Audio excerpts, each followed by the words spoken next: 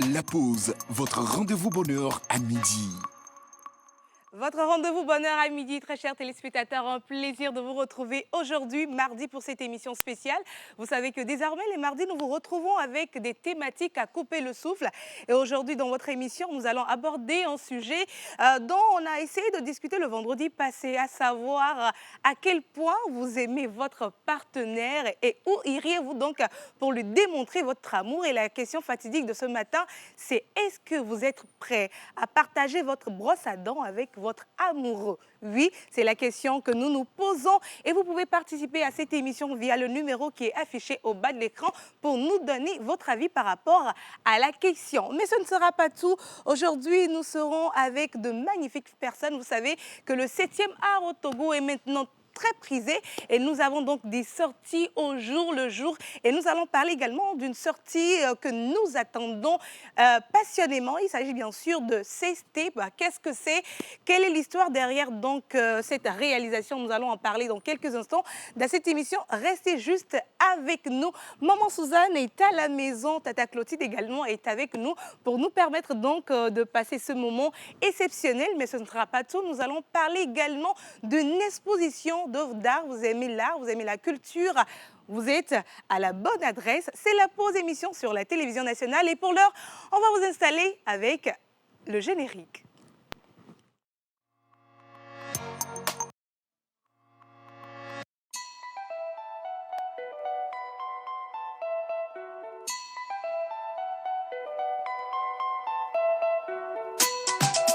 Mr. Lecky on the beat.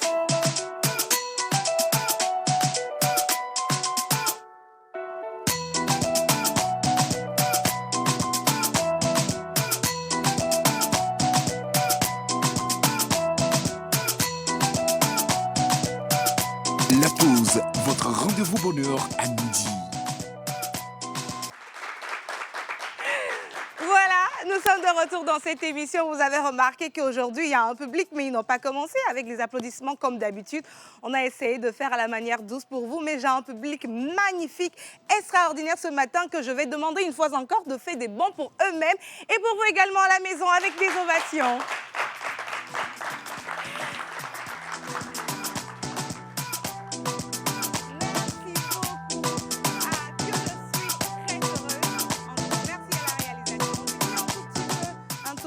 Voilà, merci également à l'équipe technique qui va nous accompagner pendant ces 1h45 d'émission, 1h45 de débat, de folie, de partage d'expériences et également de partage d'informations pour vous.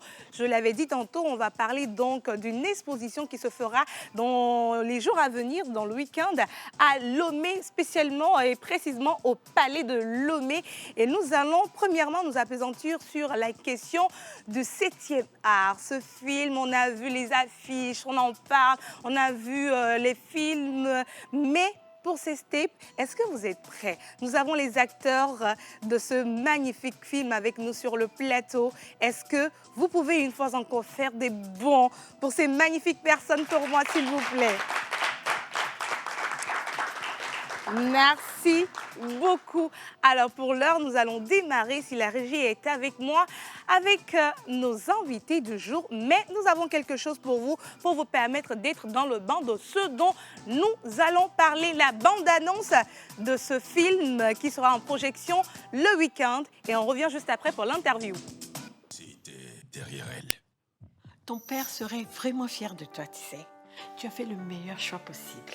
Et ce mariage apportera beaucoup de bonnes choses à la famille. Mais certains secrets ne s'effacent jamais. Si je n'ai pas de tes nouvelles d'ici 3 jours, j'enverrai un petit cadeau à ton fiancé aussi. Et peut-être à sa mère et à ses tantes aussi. Dans un mois, tu feras de moi l'homme le plus heureux du monde. Et moi, la femme la plus heureuse du monde.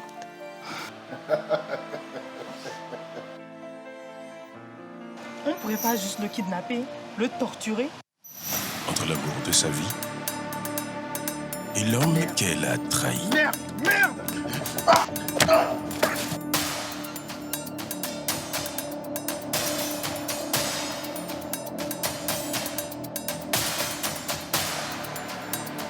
Jusqu'où ira-t-elle pour protéger son futur?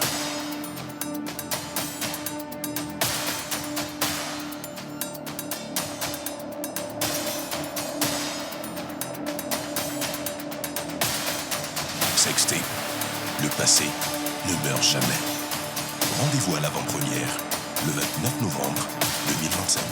Un film produit par Son of Africa et Joker Group. C'était derrière elle. La pause, votre rendez-vous bonheur à midi. Votre rendez-vous bonheur à midi, c'est la pause sur la télévision nationale. Merci de nous retrouver pour vous informer, pour vous divertir également. Vous l'avez remarqué, c'est donc la bande-annonce de ce film-là que nous attendons impatiemment. Et vous l'avez remarqué juste à ma gauche, j'ai des acteurs, qui ont participé et contribué de main de maître à ce que ce film puisse avoir lieu, puisse voir le jour. Et ce matin, je suis avec le réalisateur de ce film, Monsieur Clomégan, Michel, que je vous prie d'ovationner pour moi, s'il vous plaît. Et nous avons également Monsieur Jean-Claude, lui n'est plus à présenter, il est un habitué de cette émission, on le connaît tellement, oui. Monsieur Jean-Claude qui est aussi avec nous sur ce plateau, il est acteur dans le film, on l'ovationne également. Alors, je termine avec une beauté, permettez-moi de boucler la boucle avec une diva donc du cinéma. Elle est également mannequin, elle est reine de beauté. Vous pouvez remarquer, bien sûr, elle a décidé également de se prêter pour ce film à succès. Mesdames et messieurs, nous recevons sur ce plateau pour en parler avec Madame Claire Kougléamé, qui est donc actrice et meilleure amie de l'actrice principale de ce film. On va l'ovationner comme la reine de beauté qu'elle est, n'est-ce pas, hein? Alors, on va prendre les micros, Monsieur Jean-Claude, Monsieur Michel, Mademoiselle, ou bien Madame. Le micro? Oui, mademoiselle. Ah, bah, je ne veux pas quand même faire des gens vont se fâcher à la maison. Monsieur va dire pourquoi elle a dit mademoiselle alors qu'elle est madame. Donc, je demande, c'est mademoiselle. C'est mademoiselle. D'accord. Juste pour vous taquiner un tout petit peu, merci d'être venu sur ce plateau. On vient de voir la bande-annonce, Monsieur Jean-Claude. On parle de sextape. C'est quoi déjà, avant de continuer? J'aurais aimé quand même que le réalisateur réponde à cette question. Mais bon, puisqu'elle m'a été posée, Tu vas répondre à une toute petite un partie. peu seulement. Oui, Et lui va faire le rentrer reste. en profondeur. Alors, je vais dire que pour couper court, Sextape, c'est ce film qui a été produit pour déjà essayer d'apporter une lumière ou sinon une petite éducation, je vais dire ça comme ça, à tout ce qui se passe actuellement. Ouais. Sextape est né parce qu'il y a beaucoup, vous allez comprendre que sur les réseaux, très récemment, on parle de sextape par-ci, par-là, et ça commence par devenir une mode, je ne sais pas, mais il faut ramener les gens à la raison. norme. Voilà, et donc c'est pour ça que nous avons quand même mis les moyens pour produire Sextape. Voilà. Pour produire Sextape. Est-ce que je peux le dire? On va lancer la balle au réalisateur, Monsieur Voilà. Michel. Sextape, d'où vous est venue l'idée principalement de produire cette œuvre-là, et quelle est l'histoire derrière ce film que nous allons donc venir regarder ce week-end? Sextape, On va rapprocher un tout petit peu le micro, voilà.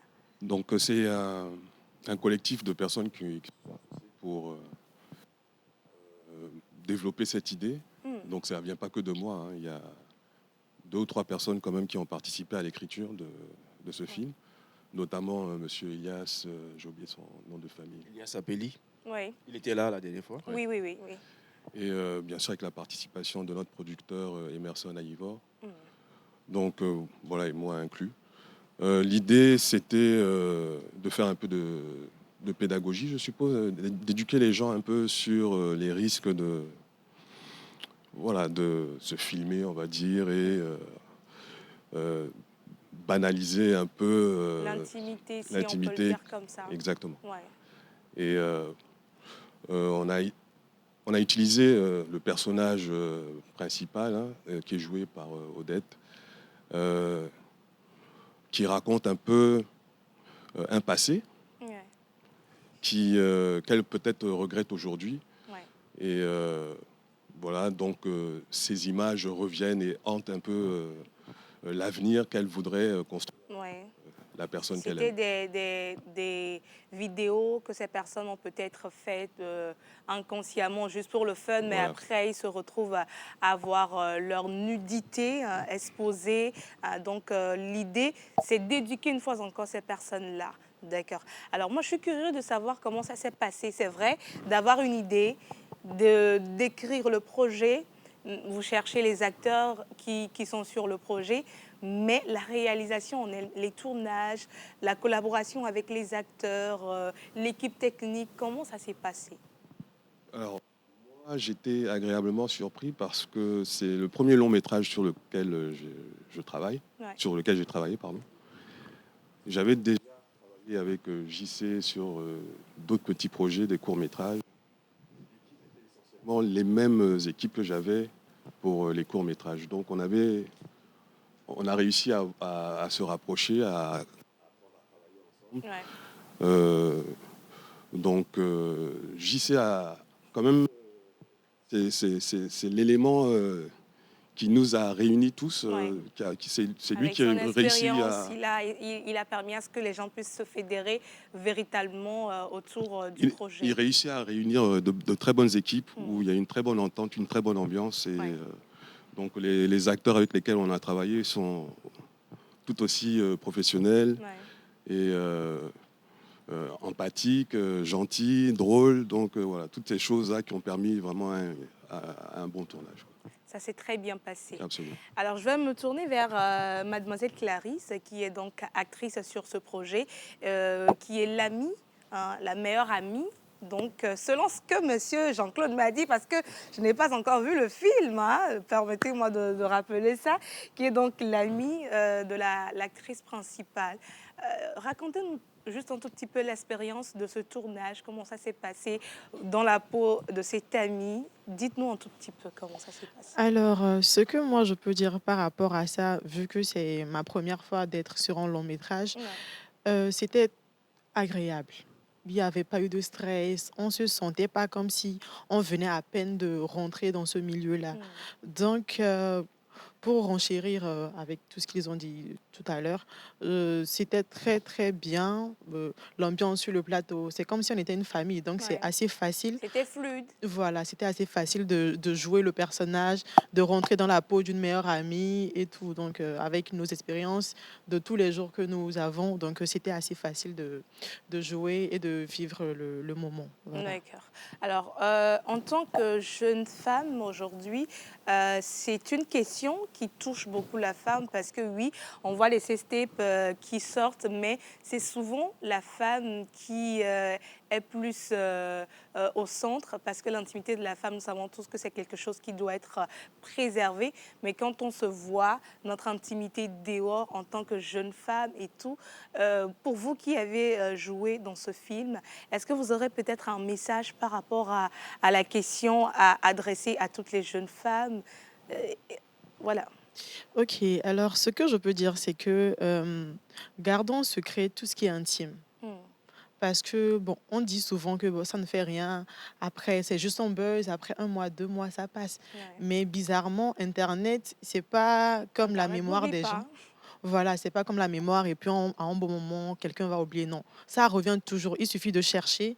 On finit par trouver. Et puis, on ne sait pas l'avenir qu'on veut avoir. Ouais. On ne sait pas la place qu'on Qu'on veut va adhérer. occuper. Voilà. Donc, c'est très facile de chercher le passé ou bien nos quelques séquelles ou bien les bêtises qu'on avait eues avant. Donc, ce que moi, je peux dire aux jeunes filles, même aux jeunes garçons, c'est de savoir faire des choses de façon intelligente. Ouais. Faudrait pas qu'on se perde des fois. C'est On très sait important. qu'il y a de l'amour. On se dit, bon, je l'aime, ça ne fait Il y rien. a la confiance. Voilà, je l'aime et tout, il va rien faire. Mais c'est toujours dans les histoires là que, voilà, pas souvent, c'est la femme qui est diabolisée avec tout ça là. Donc, on essaie de gérer tout ça là. On s'aime, mais on garde secret tout ce qui est intime. D'accord. Alors, une dernière question pour vous avant de revenir à Monsieur Jean-Claude. Dans le film, vous êtes meilleur ami donc de l'actrice principale. Pour ne pas donner beaucoup de détails par rapport au film et inviter les téléspectateurs pour cette projection, quel a été votre rôle en tant que meilleur ami de cette personne-là dans le film?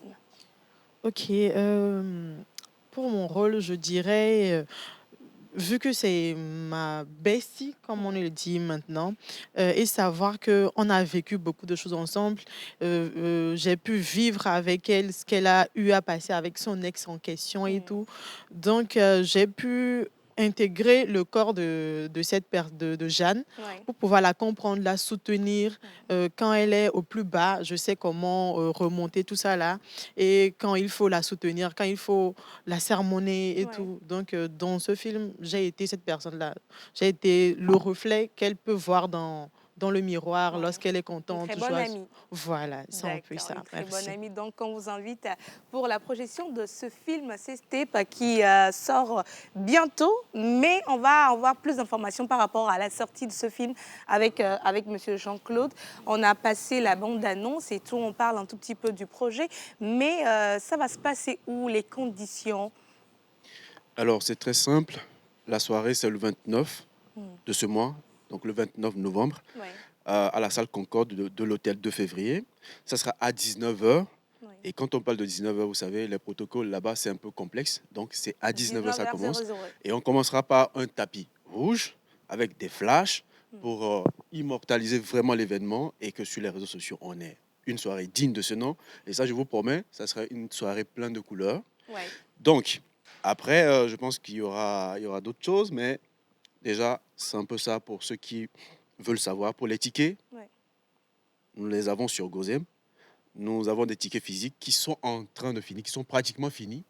Il en reste que 2 ou 3. Donc, Rupture de c'est stock, pour dire que les gens attendaient vraiment l'approche de l'événement pour se procurer les tickets. Et ça Parce fait déjà des qu'on a vu livraisons. la com qu'il y a partout à Lomé, on voit voilà, les affiches de partout, les panneaux publicitaires. Et donc, on veut savoir quelle histoire vous racontez. Parce que oui, déjà, le nom de film, c'est accrochant. Tu vois, c'est Step avec de jolies dames et tontons. Tu te dis, mais c'est quelle histoire il veut nous raconter?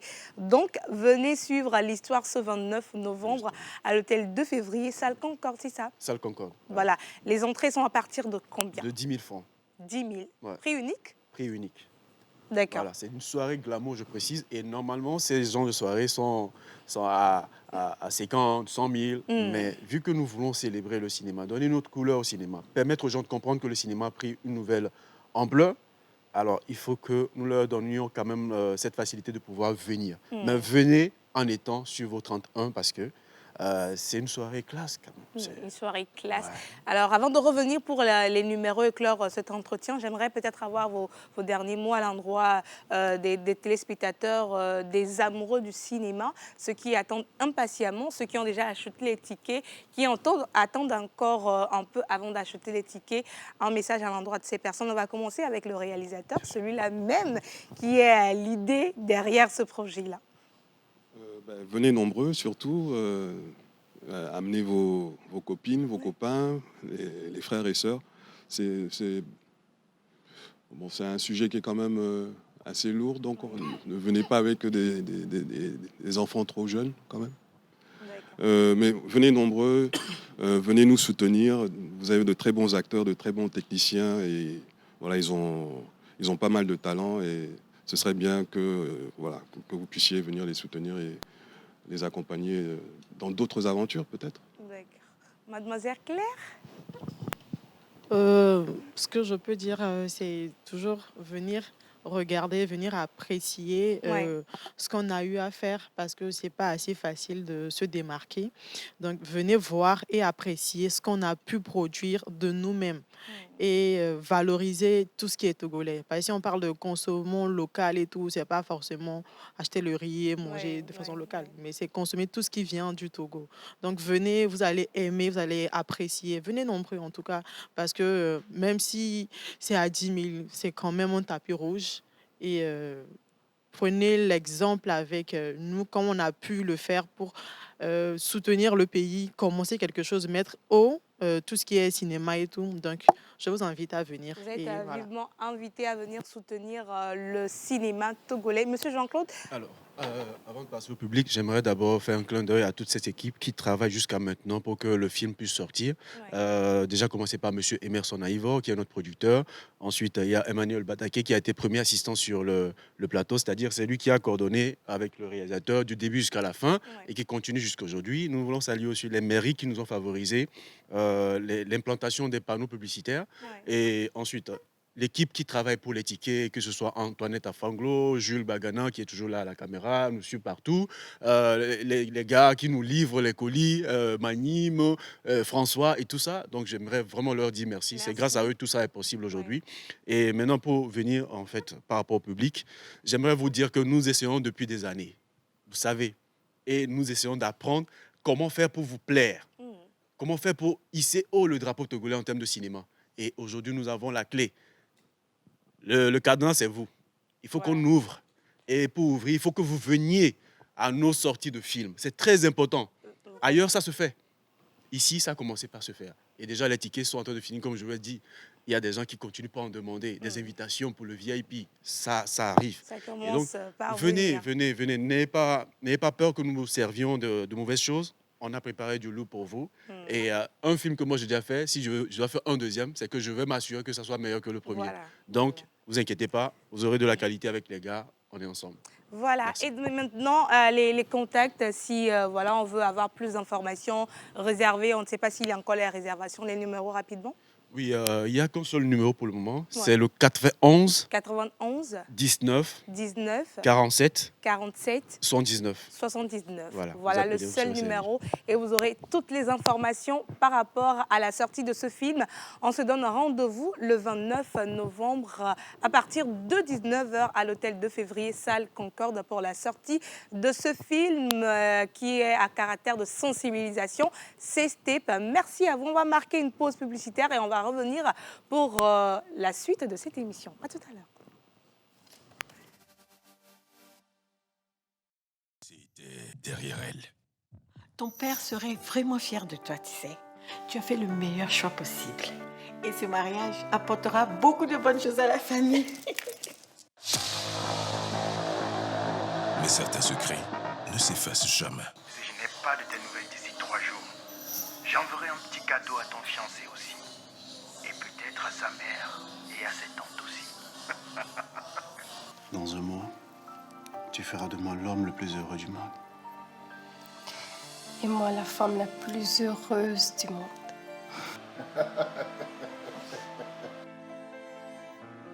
On pourrait pas juste le kidnapper, le torturer? Entre l'amour de sa vie et l'homme qu'elle a trahi.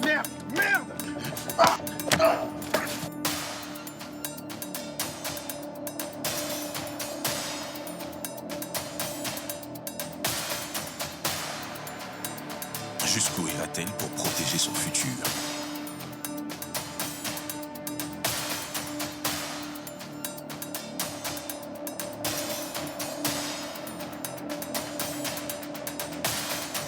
Sextape, le passé ne meurt jamais. Rendez-vous à l'avant-première, le 29 novembre 2025. Un film produit par Son of Africa et Joker Group.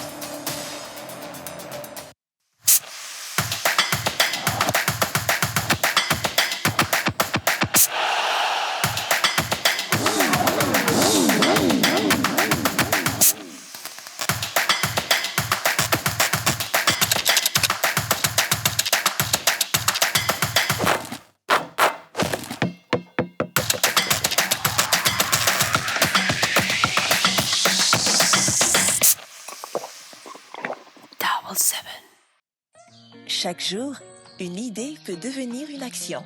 Chaque action change l'avenir. Quand elle se connecte à la Terre, l'innovation fait pousser des solutions durables. L'énergie éclaire les idées et nos talents. Elle connecte nos villes et nos villages et crée de nouvelles possibilités. Quand les talents se rencontrent, Des projets prennent vie et l'avenir se dessine ensemble. Chaque idée connectée à une autre devient une force collective. L'Union européenne et le Togo agir ensemble pour construire demain. C'était derrière elle. Ton père serait vraiment fier de toi, tu sais. Tu as fait le meilleur choix possible. Et ce mariage apportera beaucoup de bonnes choses à la famille. Mais certains secrets ne s'effacent jamais. Si je n'ai pas de tes nouvelles d'ici 3 jours, j'enverrai un petit cadeau à ton fiancé aussi. Et peut-être à sa mère et à ses tantes aussi.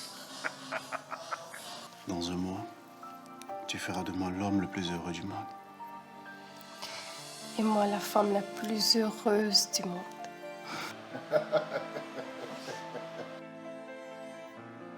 On pourrait pas juste le kidnapper, le torturer? Entre l'amour de sa vie et l'homme qu'elle a trahi. Merde!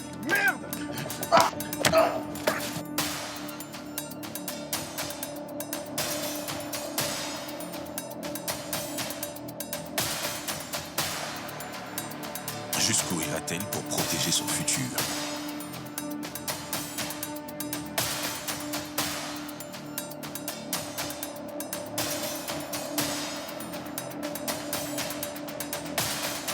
Sextape, le passé ne meurt jamais.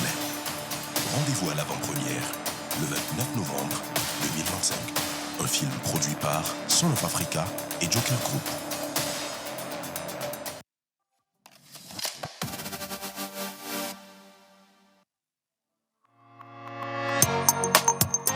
La pause, votre rendez-vous bonheur à midi. Voilà, alors vous êtes avec nous, rendez-vous de midi. Merci donc de nous retrouver sur la chaîne nationale. Et j'ai du plaisir à recevoir ces artistes, 6 acteurs avec nous au plateau. Une première partie d'émission qui a été bien gardée par Miss Ruth Dionou, qu'on va ovationner également. En train d'arriver à la télévision en partant d'un sujet assez poignant. Tu sais, aujourd'hui, c'est la journée mondiale des violences faites contre les femmes ou bien le genre. Et donc, on avait une activité très poignante. Limite, ça m'a fait pleurer. Mais je vais revenir dessus quand même. Mais laisse-moi te dire que beaucoup de femmes souffrent vraiment de problèmes conjugaux, la violence conjugale, verbale. Il y a tellement de difficultés finalement que je me perds en fait. Je suis choquée. Mais bon, ce n'est pas le sujet. Je suis contente de vous avoir. Et donc, souriez, ça va me faire plaisir. Merci à vous. Agréable. Nous allons commencer avec une superbe exposition qui va rassembler des artistes plasticiens d'ici et d'ailleurs. Nous sommes avec le Togo, la Côte d'Ivoire, le Cameroun, tout plein de pays qui sont représentés. Et pour en parler, nous allons recevoir justement l'initiatrice de ce beau programme. Elle n'est pas seule dessus, mais vous allez voir ce que c'est. Je ne sais même pas si vous connaissez le Palais de Lomé. Est-ce que vous connaissez le Palais de Lomé? Non, répondez, est-ce que vous connaissez le Palais de Lomé? Vous connaissez, vous avez déjà visité le Palais de Lomé? Participé à des activités?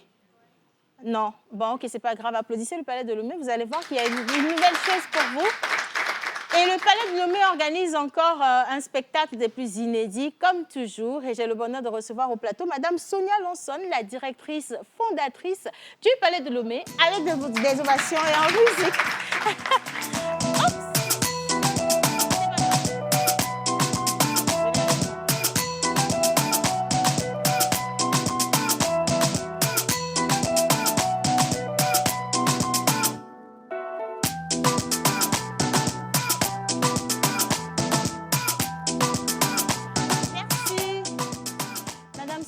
Comment vous allez? Très bien, merci.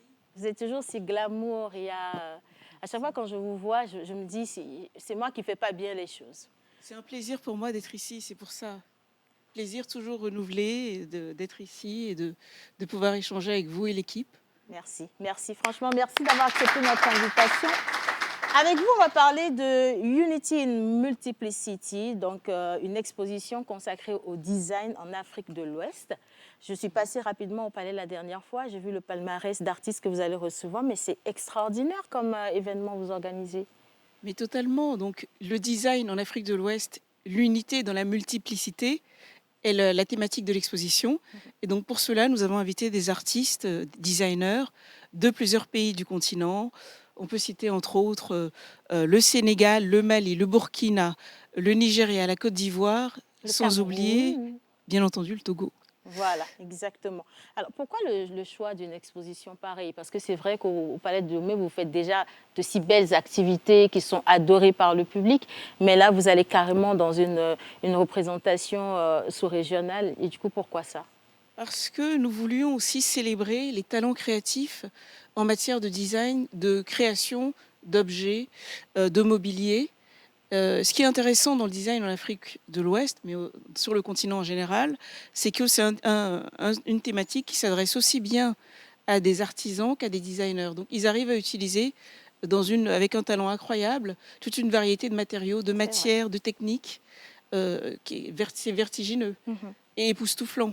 Donc on voulait aussi montrer ce talent-là, cette créativité et cette inventivité, cette capacité à toujours renouveler le genre. Et est-ce que cette exposition, elle s'inscrit aujourd'hui dans la mission culturelle et patrimoniale du Palais de Lomé? Oui, puisque notre mission, c'est de valoriser les talents. Rapprocher-nous. Notre mission est de valoriser les talents créatifs d'Afrique et des diasporas africaines. Donc, montrer le design. Le design est un des aspects de la créativité qui, en plus, a la particularité de s'inscrire dans des traditions. Donc, traditions transformées, mais ces designers utilisent des savoir-faire du continent, mais pour les rendre contemporains. Et c'est ce que nous avons voulu célébrer. Je sais que vous êtes dans la culture du beau. Quand on regarde tout ce que vous avez déjà organisé au Palais de Lomé, c'est vraiment... il y a du détail que vous regardez toujours. Et moi, je suis quand même assez jalouse parce que j'ai vu tous les artistes plasticiens. Je n'ai pas trouvé mon nom, même si je n'ai jamais été exposée. Et du coup, j'aimerais bien savoir sur quelle base vous avez pu choisir ce beau parterre d'artistes qui va exposer. Nous sommes très chanceux sur le continent parce qu'il y a énormément d'artistes talentueux. Donc les artistes exposés sont le choix d'un commissaire d'exposition et répondent à une thématique. Et donc la thématique ici, c'est l'unité dans la multiplicité. Donc nous avons voulu montrer aussi bien des artistes qui se qualifient de designers que des artistes qui ne sont pas forcément jugés comme tels, mais qui sont intéressants à montrer justement. Par exemple, on travaille avec, on va présenter Afiavi, qui est une potière d'Agomé-Glozou. Je ne sais pas si vous connaissez Agomé-Glozou. Donc c'est de montrer aussi bien des personnes d'Agomé-Glozou ou de villages éloignés de Lomé, puisque la créativité se trouve partout, que des personnes qui viennent de capitales, Abidjan, etc. Donc c'est vraiment de montrer que dans ce panel-là et dans ce talent, enfin dans tous ces talents, nous avons la possibilité d'en choisir énormément. Magnifique. Quel est le message que vous souhaitez justement véhiculer à travers cette exposition?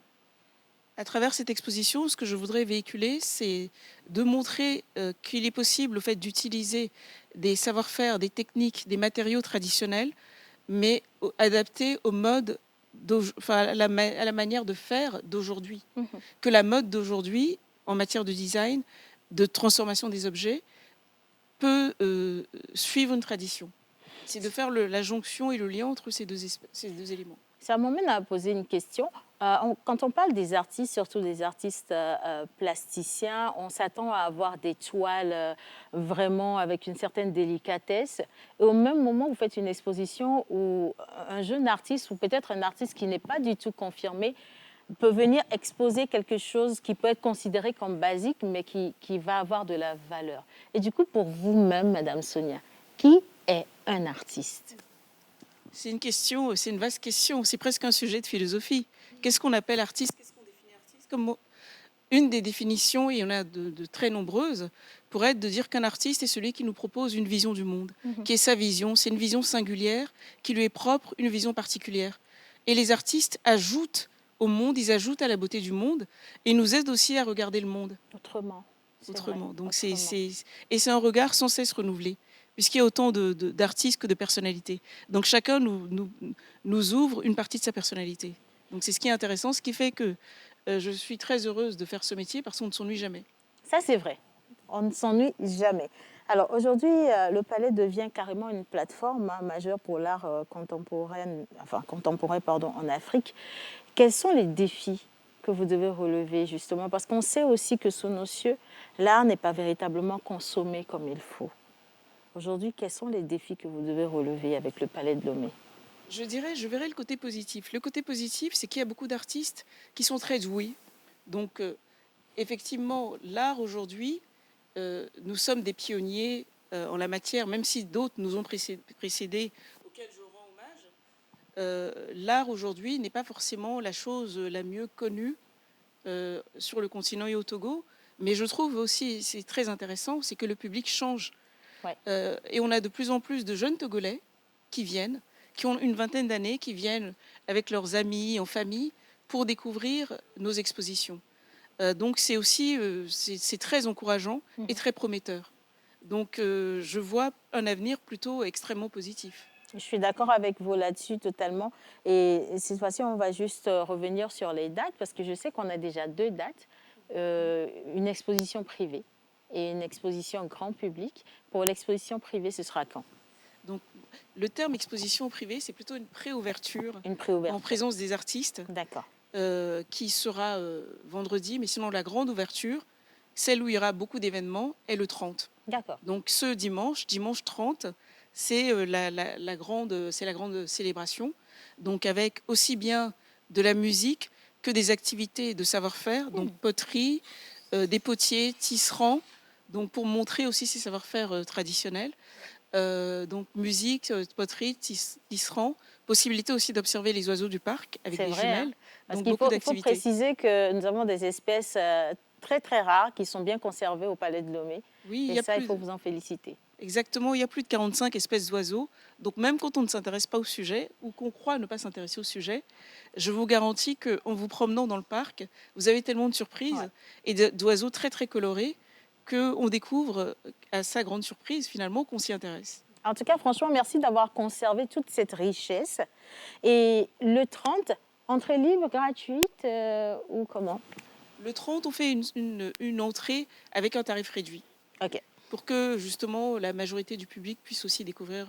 Donc ça va être entre 500 et 1000 francs. Okay. Pour que le public puisse découvrir tous ces éléments. 500 et 1000 francs. Bon, ici, nous avons des artistes, oui ou non? Si? Les acteurs sont des artistes, oui ou non? Mais pourquoi? J'ai jamais vu d'acteurs aussi timides de toute ma vie. Hein. Vous êtes vrai qu'ils sont je les trouve très sages, très calmes. Non, c'est parce que je crois que c'est parce que vous êtes là qu'ils sont comme ça. Sinon, si on tourne un peu la tête, ils ne sont pas si sages que ça. J'ai menti? On verra dimanche. On verra dimanche comment ils sont, parce que ce sera l'occasion justement. Vous allez voir que dimanche, c'est très joyeux. Vous allez vraiment apprécier. Alors, on va juste rester sur la date du dimanche. Ça, c'est pour le grand public. L'entrée, c'est vraiment avec un budget très, très réduit. Moi, j'adore quand les familles se rassemblent pour aller visiter le Palais de Lomé.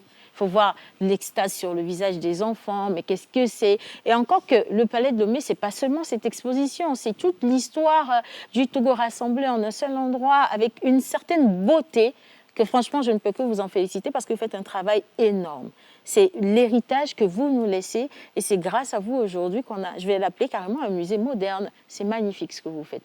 Merci beaucoup, merci infiniment. Et j'en profite pour remercier aussi mes équipes, toutes les équipes, aussi bien l'équipe curatoriale, les médiateurs, les jardiniers, l'équipe de ménage, toutes ces équipes œuvrent à la beauté du lieu.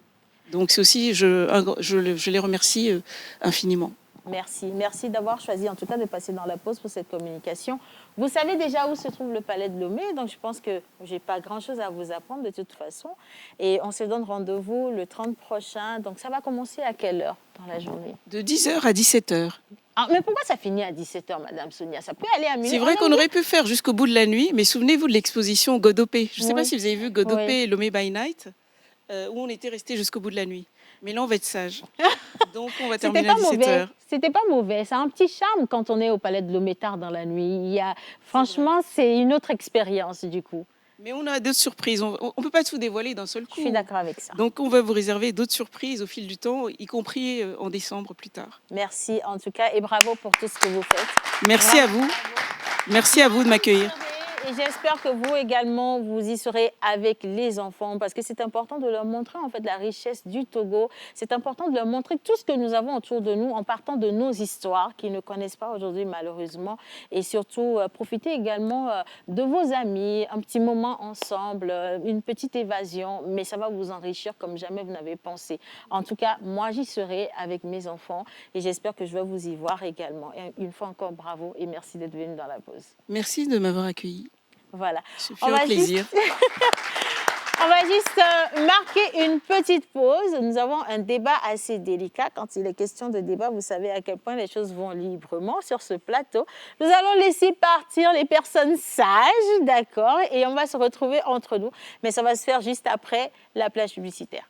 Salut à tous, alors j'espère que vous allez bien. Là, je suis au Palais de Lomé et suivez-moi pour savoir pourquoi je suis par ici, parce que j'ai une surprise pour vous. C'est parti. Aujourd'hui, j'ai du plaisir à vous présenter le design en Afrique de l'Ouest, l'unité dans la multiplicité. Attention, c'est vraiment un festival d'exposition des grands artistes d'ici et d'ailleurs. Donc, vous allez voir la liste. Nous avons le Togo, le Mali, le Sénégal, le Burkina Faso, le Ghana et encore plus qui vont exposer par ici. Et ça va se tenir du 30 novembre 2025 au 15 mars 2026. Alors on parle de l'art traditionnel, l'art contemporain ou encore de l'art moderne. Et là, je suis dans une belle salle où il y a des expositions de Kossi Agessi, qui est un grand artiste togolais. Je pense même qu'il était très avant-gardiste parce que c'est lui qui a créé tout ce que vous voyez par ici. Et si vous arrivez donc pour ces dates, pour découvrir ces expositions, vous allez également découvrir ou faire la rencontre d'autres exposants de tous ces pays que j'ai cités. Et vous allez pouvoir voir un peu la diversité de l'art et à quel point tout ce que nous créons se rejoint d'une manière ou d'une autre. Alors, vous avez suffisamment de temps pour découvrir le palais de Lomé, mais également découvrir ce chef-d'œuvre architectural, parce que quand vous y serez, vous allez voir à quel point les personnes qui ont travaillé sur sa présentation, et ça ne date pas d'aujourd'hui, c'est véritablement une histoire. On travaille également sur ce que la nature devrait donner dans toute cette richesse architecturale, dans toutes ces formes, toutes ces courbes-là. Mais ce que j'apprécie encore mieux, c'est cette vue sur la plage. Regardez-moi ça, c'est magnifique en fait. Et c'est ça, le palais de Lomé. Alors, le 28, ici va se tenir un vernissage privé. Ça, c'est sur invitation. Donc, si vous êtes intéressé, vous rapprochez du Palais de Lomé. Et puis, le 30, il y aura un vernissage public où tout le monde est attendu. Donc, venez regarder, poser des questions. Ceux qui sont amoureux de l'art, venez apprécier les perles. Et donc, ça, c'est une entrée libre et gratuite. Moi, j'y serai et j'espère que je vais t'y trouver également.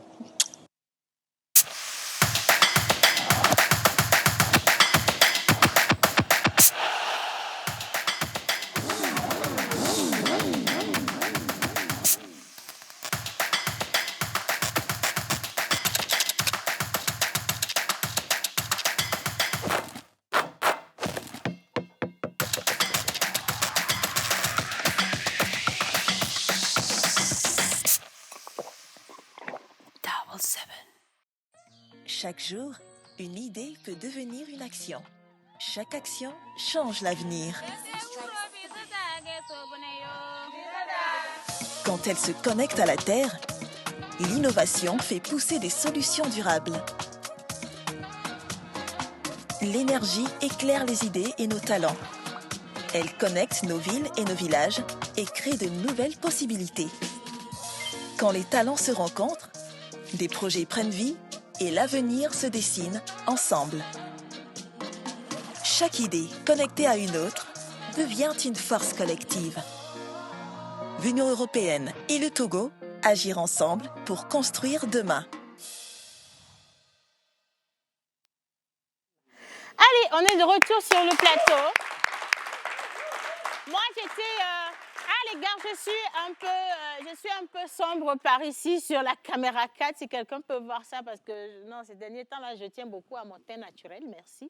Soit, je parlais de la violence basée sur le genre, et on a des cas à côté de nous, dans nos maisons, de personnes violentées, que ce soit les hommes ou les femmes, mais aujourd'hui, particulièrement, je vais m'appesantir sur la vie des femmes. Je vous parlais en début d'émission, enfin en début de mon arrivée au plateau, que j'ai vu pratiquement une cinquantaine de femmes témoigner de ce qu'elles ont vécu, parce qu'il y a justement une fondation qui aujourd'hui accompagne les femmes sur le plan psychologique à travers une formation en coiffure. Et d'ailleurs, vous savez que quand on rentre dans un salon de coiffure, c'est le lieu de confession. On se met à parler de tout, de rien. Donc voilà, facilement, la fondatrice, elle a eu l'idée d'accompagner ces dames qui sont très à côté des victimes, qui écoutent les victimes à longueur de journée. Et comme ça, certaines femmes ont décidé de partager leurs expériences avec nous, mais je me suis mise à pleurer pour de vrai parce que c'est quand même grave. Il y a une femme qui a dit que même sur le lit d'hôpital, on lui faisait une chimio. Son mari a refusé de lui acheter des médicaments. Elle a sorti de l'argent de sa poche pour acheter les médicaments. Mais comme elle était sur le lit d'hôpital, elle ne pouvait pas se déplacer, elle lui a remis l'argent pour aller lui acheter le médicament. Vous imaginez que le monsieur est parti chez sa maîtresse avec l'argent? Vous imaginez? Non, vous imaginez ou pas? Les hommes qui sont ici, vous imaginez? C'est quand même grave. Et sur pratiquement 50 femmes, les sujets sont les mêmes. Le dénominateur, il est commun. Toutes ces femmes subissent un abus physique, des violences physiques, des violences verbales à longueur de journée. Et donc, ça m'emmène à me poser une question. Est-ce que les hommes sous nos cieux ont reçu la bonne éducation? L'éducation qui leur permet de comprendre que la femme a besoin d'être protégée. Je sais que Sagat, il va changer la chose en disant qu'il y a des hommes aussi qui sont battus, mais quelle est la proportion d'hommes battus? Il faut parler de ça. Mais quand vous prenez 50 femmes, sur 50 qui vous disent qu'elles ont été battues dans un foyer, alors vous demandez, mais où sont les hommes qui aiment véritablement et qui protègent les femmes? Et qu'en est-il des filles, des enfants que ces mères, ces femmes mettent au monde dans ces environnements? Et les garçons qui viennent au monde là. Je ne te coupe pas la parole, mais ce qui est pire, souvent, la violence même se fait devant les enfants. Hein. C'est ça. Souvent, c'est devant les enfants. Et c'est là que les garçons apprennent à devenir eux aussi violents à la suite. Parce qu'on a vu papa frapper maman. Maman n'a rien fait, personne n'a rien dit. Les oncles n'ont pas parlé, personne ne s'est senti offusqué. Et donc, en grandissant, il se dit que quand une femme lève le ton, c'est normal de lui lancer une petite, un petit coup de main, un petit quelque chose. En partant d'un petit quelque chose, ça devient plus grave. Comme sur les réseaux sociaux, j'ai vu aussi une vidéo dans la sous-région d'une femme qui était battue en pleine journée. Vous avez dû voir cette vidéo. Elle a été dénudée dans la cour de la maison et son mari qui la chicotait devant les locataires. Une personne a filmé et a envoyé ça aux forces de l'ordre. Avant ça, la personne a publié sur les réseaux sociaux. Mais c'est grave. C'est quand même grave. Moi, je comprends pas. Il faut dénoncer ça. Et aujourd'hui, il y a plus de cas comme ça qu'avant. Les jeunes de nos jours, même un petit garçon, il a de la facilité à lever la main sur une petite fille, sa petite sœur, parce que voilà, on lui a dit que c'est l'homme de la maison. Mais qu'est-ce que ça veut dire pour vous, être l'homme de la maison? Est-ce qu'il faut juste battre les autres, faire preuve de violence? Ou alors être l'homme de la maison, c'est entourer cette maison d'amour, de protection, de présence. Ils sont où les hommes qui aiment? Ah, il a levé la main, bravo. Franchement, bravo. Non, Sagat, maintenant, si tu veux avoir droit de réponse pour tes camarades, vas-y, parle. Sinon, moi, j'ai rien à dire. Faut laisser. Sagat a parlé, quand j'étais dans les coulisses avec lui, il a parlé des violences faites sur les hommes. Donc, lui, il faut le déposer là où il est. Non, heureusement qu'aujourd'hui, ce n'est pas du tout le sujet. C'était qu'une petite parenthèse. Parce que si c'était le sujet, ça allait mal se passer pour les garçons sur le plateau, je vous le promets. Mais rendez grâce à Dieu. Aujourd'hui, j'ai un problème financier. Donc, je suis humble. Très humble. Parce qu'il peut y avoir mon sauveur devant la télévision. Là-dessus, je vais vous ramener le sujet du jour. Où est-ce que tu es prêt à aller pour manifester ton amour à l'endroit de la personne aimée? Qu'est-ce que tu es prêt à faire pour la personne que tu aimes? Ah, c'est une question que je vous adresse avant toute chose. Mais j'aimerais quand même qu'on ovationne encore la présence des cinéastes, des acteurs. Ils sont là. Les gars, c'est pour vous-même que vous applaudissez, vous ne faites pas de bruit. Et maintenant, je vais me lever. Sagat, je vais voler un micro chez toi. D'accord, merci beaucoup. Une question pour vous, vous allez me dire. Bien, Ça, tu étais déjà venu la dernière fois. C'est la première fois que lui, il arrive ici. Bonjour, tonton, comment ça va? Bonjour, ça va. Comment vous vous appelez? François. François, enchanté. Alors, François, dites-moi, si vous aimez une personne, quels sont les sacrifices que vous pensez pouvoir être capable de faire? Bon. Tu dis là-bas. Tu t'appelles François. Oui? Ça va dépendre. Hein. Ça va dépendre de la personne. Si c'est ma maman, par exemple. Je n'ai pas dit si tu aimes maman. Ah, ok, d'accord. François, il ne faut pas détourner mon attention. Non, Ça, là, j'ai vu venir. La personne aimée, la conjointe, la copine, l'épouse. Je peux dire tout, hein. Très bien. Tout. Tout, est-ce que ce tout prend en compte le fait de partager la brosse à dents? Par contre, ça, je ne sais pas trop, moi. Ton tout, là, c'est ça, sans brosse à dents. C'est pas trop. Est-ce qu'il y a ton corps dans ton tout? Maman, ta question aussi est lourde. Ouais. Est-ce qu'il y a ton corps dans ton tout? Maman. Est-ce qu'il y a ton corps dans ce tout? Oui, oui. Bon, son corps, il donne. Est-ce qu'il y a ton portefeuille dans ce tout? Oui, aussi. Il donne sans partage? Il dit qu'il y a le portefeuille. Maman, attends, je vais le piéger. T'inquiète pas pour ça. Est-ce qu'il y a le code de ton téléphone dans ce tout? Non, pas. Je n'ai rien à cacher, moi. OK, soit. Est-ce qu'il y a le numéro de ton compte bancaire dans ce tout? Il n'y a pas de souci, je lui donne. Ta dernière relation date de quand? Ça fait un moment que je suis célibataire. Hein. Ça se voit. Comment on peut être aussi parfait et être célibataire? Allez, posez des questions, les filles.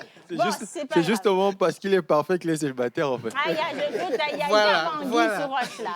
Non, c'est bien, il a répondu franchement. Et merci quand même pour ça. Je vais te prendre le micro et je vais remettre ça juste derrière toi. Il est trop à l'aise sur mon plateau aujourd'hui, là. Oh, mon coup. Bon, alors, comment vous appelez? Enfin, je m'appelle Félix. Félix, comme mon oncle. OK, soit. Félix, est-ce que vous êtes à l'aise à donner le code de votre téléphone à votre copine ou pas? Ouais, pourquoi pas? Est-ce que vous l'avez déjà fait? Plusieurs fois. Et est-ce qu'elle vous a aussi donné son code? Mais non. Non? Oui. Elle a donné ou elle n'a pas donné? Elle n'a pas donné. Et ça ne vous a pas gêné qu'elle n'ait pas donné son code? En fait, je sais bien que les filles d'aujourd'hui sont plus fidèles. C'est quoi? Hein? Que Dieu te bénisse, moi. Amen. Océane. Attends, Félix! L'histoire de code là même, c'est trop facile. Il répond au message et puis il supprime en même temps. Non, il n'aura rien à cacher dans son portable, au fait. Non, c'est que tu peux être un renard autant que possible. Un jour, tu vas oublier, on va t'attraper. Non, sérieusement, Félix, cette dernière affirmation, je la trouve un peu délicate. Hein. Les filles d'aujourd'hui ne sont pas sérieuses, c'est trop généralisé. Il faut dire certaines filles ne sont pas sérieuses. Sinon, ma tata, ma chérie, Coco, en haut là-bas, elle est très sérieuse. Je peux même pas épargner une parmi eux. Parce que eux tous sont les mêmes. Quand tu dis eux... Même, je peux dire même ma mère aussi. Parce que si je dis toutes les filles. Parce que quoi? Félix, donne-moi mon micro. Non, Félix, donne-moi mon micro. Donne-moi mon micro. Oui. Tu sais, ce qui te caractérise, en fait, c'est toi. En fait, ce qui te caractérise, c'est ton esprit pondéré, tu vois, ta capacité à laisser les gens aller au bout aujourd'hui, je ne suis de pas leurs pondérée. avis. Je n'ai pas capacité de rien. En fait, Félix, dis-moi pourquoi tu dis ça. En fait, explique. Si je dis ça aujourd'hui, c'est parce que les filles d'aujourd'hui, en première partie, ils sont matérialistes. Elles sont matérialistes. Ouais, c'est quoi être matérialiste? Matérialiste, c'est... Elles aiment les choses qui sont luxueuses et gars, quoi. Et gars. Le Congolais dit hello et gars. Et gars, quoi. Parce que ça garde l'espoir quand pour mon émission. Aujourd'hui, eux, ils sortent avec toi, tu conduis pas un DR. Demain, ils voient quelqu'un qui conduit DR ou bien même... DR, là, c'est la voiture ou la moto? Ah, d'accord. 200 000. Et voilà, toi, tu conduis l'une des motos à 700 000. Voilà, eux, ils retrouvent quelqu'un qui conduit un Mercedes Merco déjà. C'est que tu n'as pas la rêve. Tu n'as même plus l'audace de parler, quoi. Ah ouais? Voilà. Et il te multiplie déjà par 0. Et l'adversaire déjà est gagnant, quoi. Alors, et du coup... Peut-être qu'il parle par expérience. Oui, on sent que lui, il a eu un gourmet. Il a eu vécu, en fait. Il a beaucoup de choses à dire. En fait, histoire de gourmet, là, ça a daté quand même. Tu as eu quand même? Ouais, j'ai eu quand même. Non, tu as eu, merci beaucoup. Le micro. Ma chérie a un droit de réponse. Droit de réponse, non? Moi, je pense qu'on doit recenser les hommes comme Félix comme ça. On doit les mettre sur le catalogue. Oui, parce qu'il faut les guérir avant de les renvoyer sur... Sinon, ça ne peut pas le faire. Ma chérie, dis-moi dessous. Bon, je vais juste lui Rappelle-moi dire ton qu'elle... prénom. C'est Merveille. Voilà, Merveille. Je vais juste lui répondre. Il Merveille. vient de dire quelque chose du genre, les femmes sont matérialistes. Oui. Moi, je vais dire qui n'est pas matérialiste. Nous tous, en tant qu'humains, on est matérialistes. Et qu'est-ce qu'il appelle par matérialiste? Une femme qui prend soin de toi, une femme qui te donne de l'amour, une femme qui te donne de l'attention, une femme qui te fait des gosses. Tu appelles ça une femme matérialiste? Elle a sacrifié son corps pour toi. Elle a sacrifié son temps. Elle s'est sacrifiée. En fait, on se sacrifie pour les hommes, mais ils ne reconnaissent pas, c'est tout. Donc, ils ne peuvent au grand jamais dire qu'une femme est matérialiste. Je refuse. Je refuse et je refuse encore. Grâce. Merveille. Merci pour cette petite sortie. Il disait, rappelle-moi ton prénom, s'il vous plaît. Félix. Non, François. François avant Félix. François disait, ben, nous aussi, qui ne sacrifie pas son corps? François, combien d'enfants t'as mis au monde? Ah ben, tu as l'intention de mettre des enfants au monde. Ça ne nous concerne pas. Par ici, ça ne nous concerne pas. Mais en réalité, la réponse de Merveille, elle est justifiée. Toute personne est matérialiste. Est-ce que vous, les hommes, vous serez à l'aise de vous mettre en relation avec une fille qui n'apporte rien sur la table? Vas-y, toi, il est en train de mentir ici. Bon, soit, c'est pas grave. Le sujet d'aujourd'hui, c'est jusqu'où vous serez capable d'aller pour manifester votre amour à la personne aimée. C'est-à-dire, qu'est-ce que vous serez capable de partager avec la personne? Le débat est revenu parce que la dernière fois, on l'a lancé en plein débat et c'est devenu un secondaire débat. Et donc, on s'est dit non, cette fois-ci, on va se donner le temps de discuter de la chose, de revenir sur le sujet. Et les téléspectateurs sont également invités à y participer. Et donc, voilà. Est-ce qu'on a le magnéto? On va partir avec ce que les gens en pensent, ce que la rédaction en pense, et on revient juste après. On parle souvent d'amour, mais jusqu'à quel point aimes-tu ton mari ou ta femme? Est-ce que tu l'aimes juste pour les beaux jours, les moments doux, ou tu l'aimes assez pour supporter ses défauts, ses habitudes bizarres et ses petits caprices du quotidien? Aujourd'hui, on va encore plus loin. Irez-vous jusqu'à partager la même brosse à dents? Certains diront que si on partage une vie, une maison, un lit, alors pourquoi pas une brosse? D'autres répondront que l'amour a des limites, surtout celle de l'hygiène. Alors vous êtes dans quel camp? Amour sans limite ou amour avec règles strictes? Jusqu'où va votre amour? Le débat est lancé dans la pause. Tu dis? Alors, j'étais ici... merci. J'étais ici agressée par Miss Clotilde parce que moi, j'ai dit, je ne suis pas prête à partager la brosse à dents parce que franchement, je suis désolée, hein, côté hygiène, c'est dans ma tête en fait. C'est comme, comment on appelle ça, un trauma. C'est même pas un trauma, c'est comme une phobie en fait. Moi, je peux pas, je suis pas à l'aise avec ça. Non, quand on s'embrasse, mais est-ce qu'on est obligé de partager la même brosse à dents? Est-ce qu'il y a des gens qui sont capables de partager la brosse à dents? Toi, tu peux. Moi, okay. je l'ai déjà fait. Merveille, passe-lui le micro. Toi-même, depuis la dernière fois, tu m'effraies un peu. Là. Bon, allez, dis-moi. Rappelle-moi ton prénom. C'est Jennifer. Jennifer, exactement. Oui. Jennifer, on n'a pas de mal à partager la brosse à dents. Non, pas du tout. Pas du tout. L'éponge, la brosse à dents, la serviette. Pourquoi? Déjà, c'est mon partenaire. Je connais son hygiène avant de le prendre. Comme mon homme. Donc, ça ne me dérange pas de partager sa brosse à dents, son éponge, sa serviette. Et il y a le côté spirituel aussi qui va avec. Donc, d'un côté, ça m'arrange même. Ah ouais? Ah oui. Soit. Maman Suzanne, est-ce que toi, tu peux partager la brosse à dents? Parce que quand tu parles de côté spirituel, maman Suzanne, elle est pasteur. On va voir si elle est dans la même lancée que toi. Spirituellement, tu ne peux pas être plus fort qu'elle. Bon, plus forte. La brosse à dents, partager la brosse à dents, spirituellement, ce qui peut avoir de mal, c'est le contact avec le sang de l'autre. Le sang est un élément très fort dans les alliances. Et la Bible nous interdit de consommer le sang de l'autre. Ce que nous faisons quand on fait des pactes d'amour.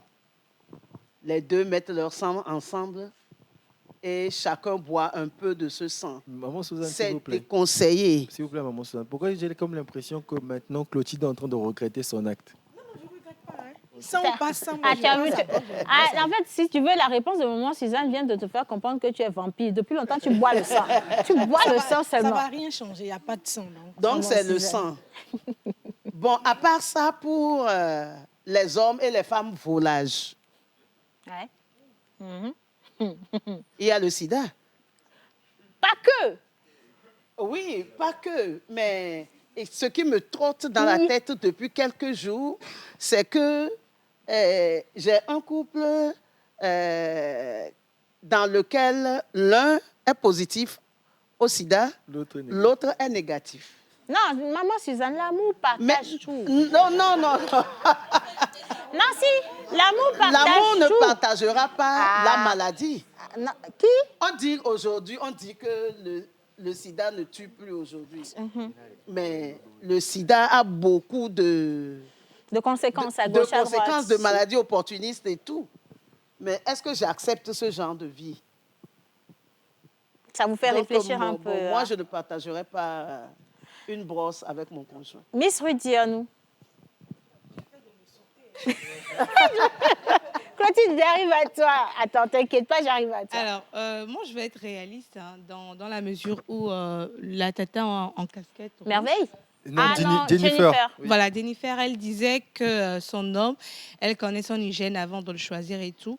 Moi, je dirais qu'en couple, il n'y aura pas forcément de problème à se partager des choses, à se partager une brosse à dents.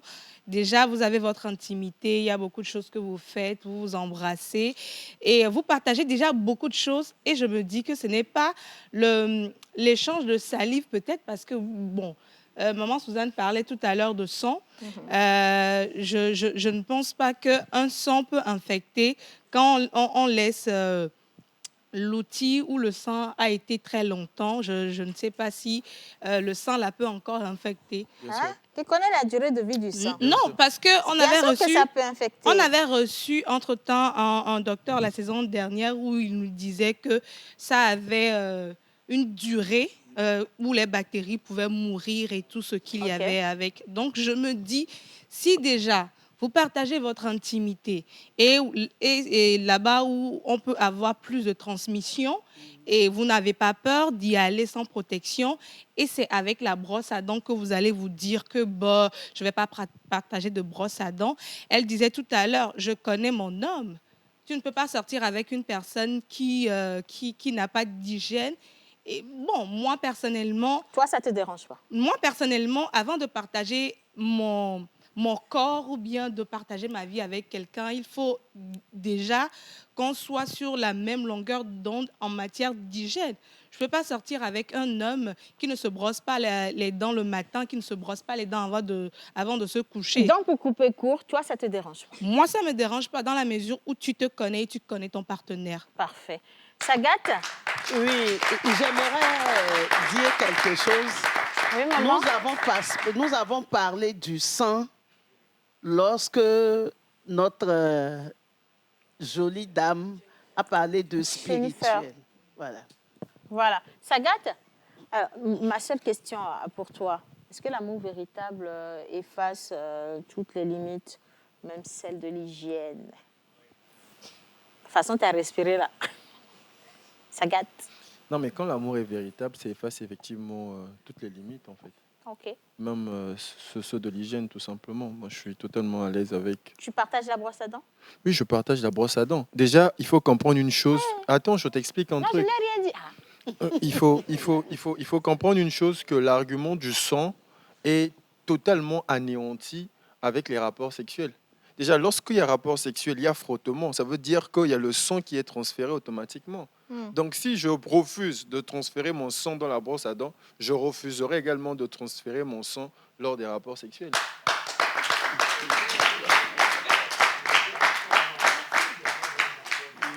Le tonton qui est en rôle là-bas, qui applaudit pour tout le monde, là, tu as quelque chose à dire. Je suis sûre qu'il a quelque chose à dire. Mais bon, soit, ça, ce n'est pas encore un souci. Clotilde, maintenant, je viens à toi.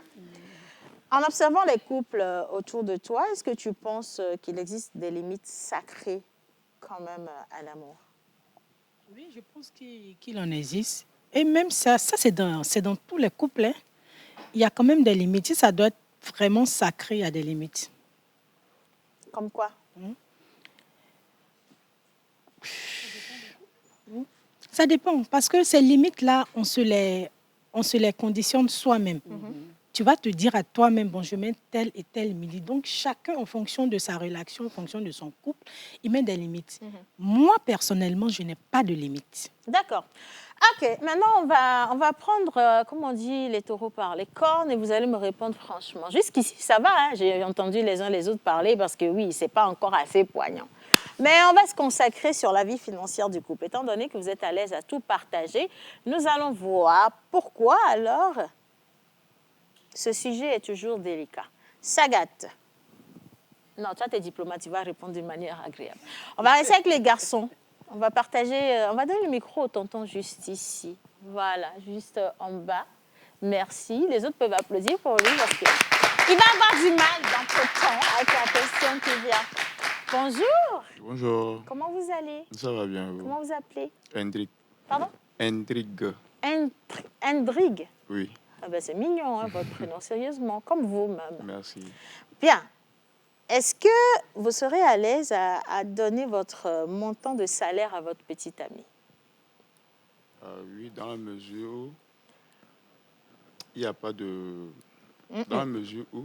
Est-ce que tu donnes le montant de ton salaire à ta petite amie? Intrigue. Ton nom même est déjà intrigue. Hein? Elle connaît ton salaire? Oui. Pour de vrai? Oui, pour On de peut vrai. l'appeler pour lui demander.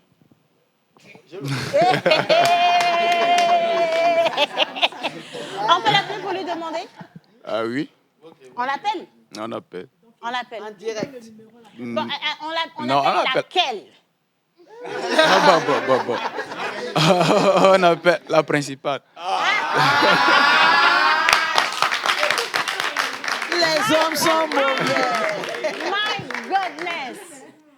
Non, parce que je veux être sûre, parce que là, on est à la télé. Si je lance l'appel, il ne faudrait pas que tes copines te larguent. Non, Je veux là, pas que tu on dises. laisse, on le fait après. Ah! Je savais qu'il y avait un problème là-dessus. Moi, je pense que Saïd doit couper cette partie-là, Et mettre sur les réseaux parce sociaux. qu'on a trop d'hommes infidèles. On doit déjà le Non. retirer de la liste. Là, il n'a jamais dit qu'il était infidèle. Il a dit lui. la principale. Le français, il est simple en fait. Donc, il y a La principale. Oui, mais vous ne savez pas s'il est en régime polygamique. Pourquoi vous l'accusez? Comment? Comment? Eh bien, Jennifer, Jennifer, Ça fait de reste lui un là-haut en infidèle. silence. S'il te plaît, reste là-haut en silence. Alors, pour intrigue, Hendrik. non, laisse intrigue. Pour intrigue, ça ne le dérange pas que sa principale connaisse Titulaire. son salaire. Et pour toi, prends le micro. Ta copine connaît ton salaire ou pas? Si. Mais je peux dire si. Elle Mais connaît ça ton veut salaire. pas, ça veut pas dire elle connaît la totalité de mon salaire. Mais Elle est écoutez- aussi ta petite sœur. Ah non, mais... C'est quelle manière de me répondre? Ta copine connaît ton salaire, si, mais pas la totalité. Ouais. Non, moi, je parle de la totalité. Pardon? Je parle de la totalité. Est-ce que ta copine connaît le montant mensuel que tu gagnes? Non. Pourquoi? Bon, juste comme ça. Est-ce que tu te sens à l'aise de lui dire combien tu gagnes? Pas pour le moment. Pourquoi? C'est pas que c'est pas... Toi, tu vas rester tranquille. Lui, il dit c'est pas beaucoup. Pourquoi? Bon, pour le moment, je ne suis pas prêt de De la lui dire dire. combien je gagne en totalité, au fait. Non, je veux juste comprendre la raison derrière ce refus, puisque vous venez de me dire que dans vos couples, vous êtes prêts à tout partager. Lui, il a dit son corps, il donne. Son compte bancaire qui est vide, il donne. Son téléphone avec le code, il donne. Absolument tout, il donne. Maintenant, toi, tu dis, par rapport au compte bancaire et à ce que tu gagnes, tu n'es pas prêt à dire. Moi, je veux comprendre pourquoi, puisque vous êtes prêts à tout partager, les gars. C'est là où on voit que c'est l'ego de l'homme qui parle, justement. Sagat, est-ce que tu es prêt à partager le montant de ton salaire avec ta copine? Océane, pour la survie de ma famille et de mes enfants, je te promets que je suis prêt à le faire.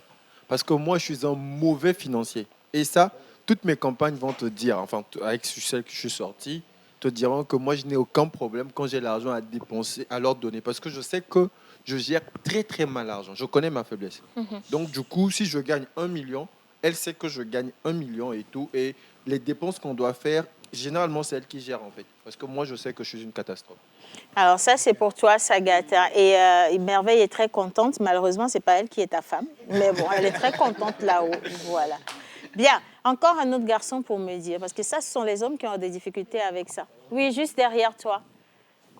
Est-ce que tu es à l'aise à donner le montant de ton salaire à ta copine ou à ta femme? Oui. On va répondre franchement, hein, les gars. Personne ne vous tiendra à rigueur pour ça. Oui. Oui, il n'y a pas de problème à ça. Ça ne vous dérange pas? Pas du tout. OK. Alors, comment ça va se passer? Vous venez à la maison, vous déposez l'argent sur la table. Ma chérie, voilà, je gagne 500 000 à la fin du mois. Non, pas comme ça. Comment alors? Ah bah, disons que si elle me demande combien je gagne, je lui dirai franchement. Mais ça ne veut pas dire que si je prends le salaire à la fin du mois, je viendrai lui déposer que c'est ce que j'ai gagné. C'est pas pour elle que je travaille. Voilà. Doucement, je ne suis pas encore arrivée là-bas.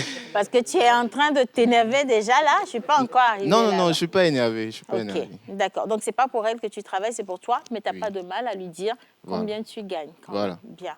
Il reste encore un tonton. Il est en rouge là-haut, là-bas, il va nous dire. Toi, je sens que tu ne diras pas. Ah non, mais quand même, Il faut bien rapprocher le micro. Oui, je vais donner quand même. Tu vas donner le montant de ton salaire à ta copine? Ouais. Pour de vrai ou c'est parce qu'on est à la télévision? Non, pour de vrai, pour de vrai. Pour de vrai? Ouais. OK, soit. Je vais vous lire les interventions des téléspectateurs. Mais déjà, franchement, merci les gars. Cette hypothèse selon laquelle il faut partager la brosse à dents car il y a des frottements lors de l'acte sexuel et donc le lien de sang y est déjà et est infondée selon moi. Car il peut y avoir des infections buccales qu'on évite tout en faisant l'amour ensemble. Je prends pour exemple l'hépatite B, dont le taux de prévalence est élevé dans la salive. Voilà, signé Fulbert depuis Potamé. On est d'accord là-dessus? Merci, Fulbert. Voilà, je continue. Alors, vous êtes beau et belle sur le plateau, naturellement. Moi, je ne suis pas d'accord pour celui qui dit que les femmes sont matérialistes. Là, non. Nous, c'est la présidente du syndicat. Nous ne sommes pas matérialistes. Nous ne sommes pas non plus les mêmes. Et s'il a eu un goumin, parce qu'on sent que tu as eu un goumin, tu comprends? Là, c'est son problème. Et aussi, nous, les générations de maintenant, nous ne sommes tous pas les mêmes. Les mêmes garçons aussi, même les garçons sont matérialistes. C'est signé Florence depuis Amédéta. Gros bisous à vous quand même. Merci Florence. Bien, un plateau bien rajeuni avec vos accoutrements... Pardon, je suis choquée aujourd'hui, je perds mes mots. Un plateau bien rajeuni avec vos accoutrements hyper glamour. Moi, je n'ai pas un travail fixe et comment je vais lui dire mon salaire? Ça, c'est... Vous voyez, les hommes, ils trouvent toujours des excuses bizarres. Il faut juste lui dire combien tu gagnes à la fin du mois, en fait. Pourquoi, selon vous, c'est important de dire ce qu'on gagne à la fin du mois? Les dames, est-ce que vous serez à l'aise de partager votre salaire avec messieurs? Bien sûr. Clotilde. Tu dis mesdames, tu dis bien sûr. Parce que je les connais. Clotilde. Moi, je n'ai pas de problème avec ça, de partager mon salaire. Et j'ai eu la grâce de rencontrer des hommes. Mon argent ne les intéresse pas. Mon argent, c'est mon argent, c'est pour moi. Je dépense comme je veux. Si je veux lui offrir des choses, je vais lui acheter des choses, je le fais. Donc, il ne s'intéresse pas à mon argent. Donc, ça ne me gêne pas de lui dire combien je gagne, que je gagne plus ou moins. Il n'est pas gêné. Les téléspectatrices ont dit de leur donner ton carnet d'adresse. Non, ce n'est pas le carnet d'adresse, en fait. C'est pas... excuse-moi, ton mari est célibataire? Soit. Bon, allez, par rapport au salaire de l'homme, il faut dire le montant à sa femme et ça redonne du cube et du piment à l'amour. Signé Faye depuis Cara. Je continue. Miss Rudianou, tu partagerais, toi, ton cash? Oui. De toute façon, vous dites vite oui, ici, là. Oui, je partagerai avec mon homme.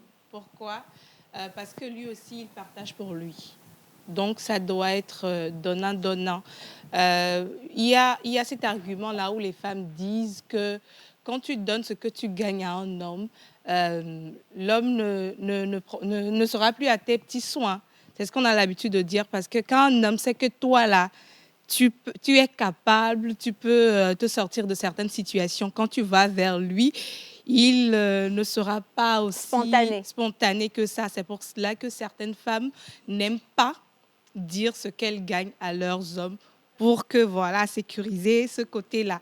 Mais moi, je le dirais parce que si vous êtes dans un couple et que vous voulez aller quelque part, vous avez des projets de vie, l'homme gagne peut-être 1 million par mois, toi tu gagnes 800, 500 000 par mois, et que vous savez le revenu que vous avez chaque mois, vous pouvez en fonction de ça structurer votre avenir, organiser les dépenses. On a ce type de revenus. Les enfants doivent avoir ça, les dépenses pour les choses qu'il y a à la maison, l'électricité et tout. Ça sera bien partagé et vous allez voir que vous serez à l'aise. On ne va pas forcément attendre que c'est l'homme qui doit faire ci quand il gagne ci, c'est l'homme qui doit faire ci quand il gagne ci. Et moi, je dis oui, parce que je veux un foyer solide, je veux un foyer où il y a la transparence, où il y a la confiance. Donc, si je veux avoir confiance en mon partenaire et que lui aussi il est confiant, voilà, on doit tous dire. Clairvoyance. Voilà. Tous les dossiers sont ouverts. On les gère ensemble. On va voir si c'est le cas par ici. Alors, vraiment, c'est impossible de dire son salaire à sa copine. Finalement, je ne sais pas si je veux l'épouser ou pas. C'est fâché, hein? Alors, si c'est ma femme, je partage avec elle. C'est la mère de mes enfants et je lui dis combien je gagne. Mais si c'est ma copine, je ne lui dis pas. Voilà. Depuis Ouagadougou, signé Ghazali. Merci beaucoup, Ghazali. C'est très, très gentil. Je m'appelle Saïd et je suis à Atakwa. Mais moi, personnellement, Saïd, c'est pas toi qui es à la régie, j'espère. Moi, personnellement, ça me dérange de communiquer le montant à ma femme. Je dis non.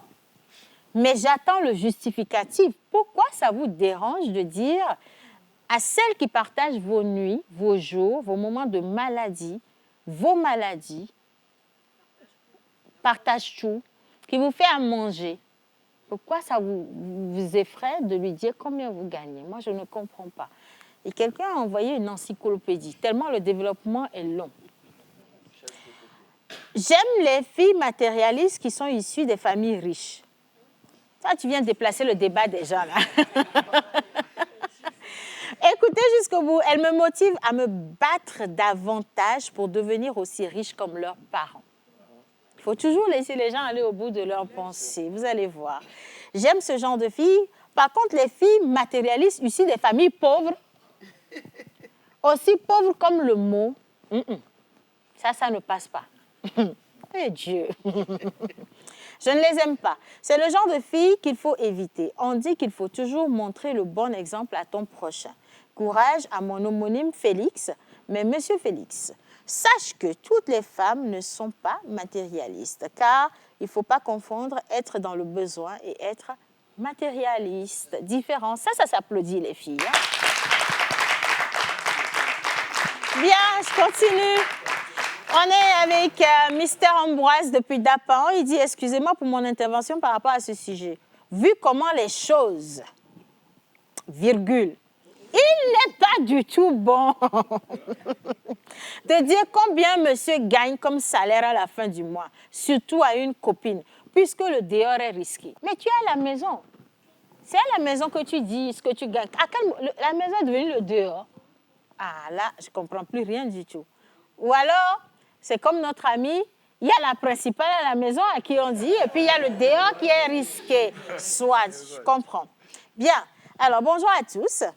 Côté salaire, je ne partage pas, parce que la femme fait rapidement le calcul sur votre poche. En plus, je suis polygame, moi. Donc, toutes tes femmes vont faire le calcul sur ta poche. Partager, non. Mais si elle aussi est prête à partager, là, ça marche. Lorsqu'elles connaissent ton salaire, c'est un problème. Elles font des programmes sur ça. Signé Mollard depuis Agoué. Pardon, les filles, réagissez aussi parce que là, ça devient une question pour les hommes. Ils sont tous en train d'envoyer, on ne partage pas. Pourquoi ils refusent de partager leur salaire avec vous? Parce que les filles sont dépensières est-ce qu'être dépensière veut dire être matérialiste? Je ne comprends pas, maman Suzanne, en fait. Quel est le problème? Pourquoi ne pas dire combien on gagne? Moi, avant, je pouvais montrer tout mon argent à mon conjoint et tout. Avant? Avant. Aujourd'hui, non. Pourquoi, maman Suzanne? Il est matérialiste? Non. Ah. Non. Mais ce que j'ai vu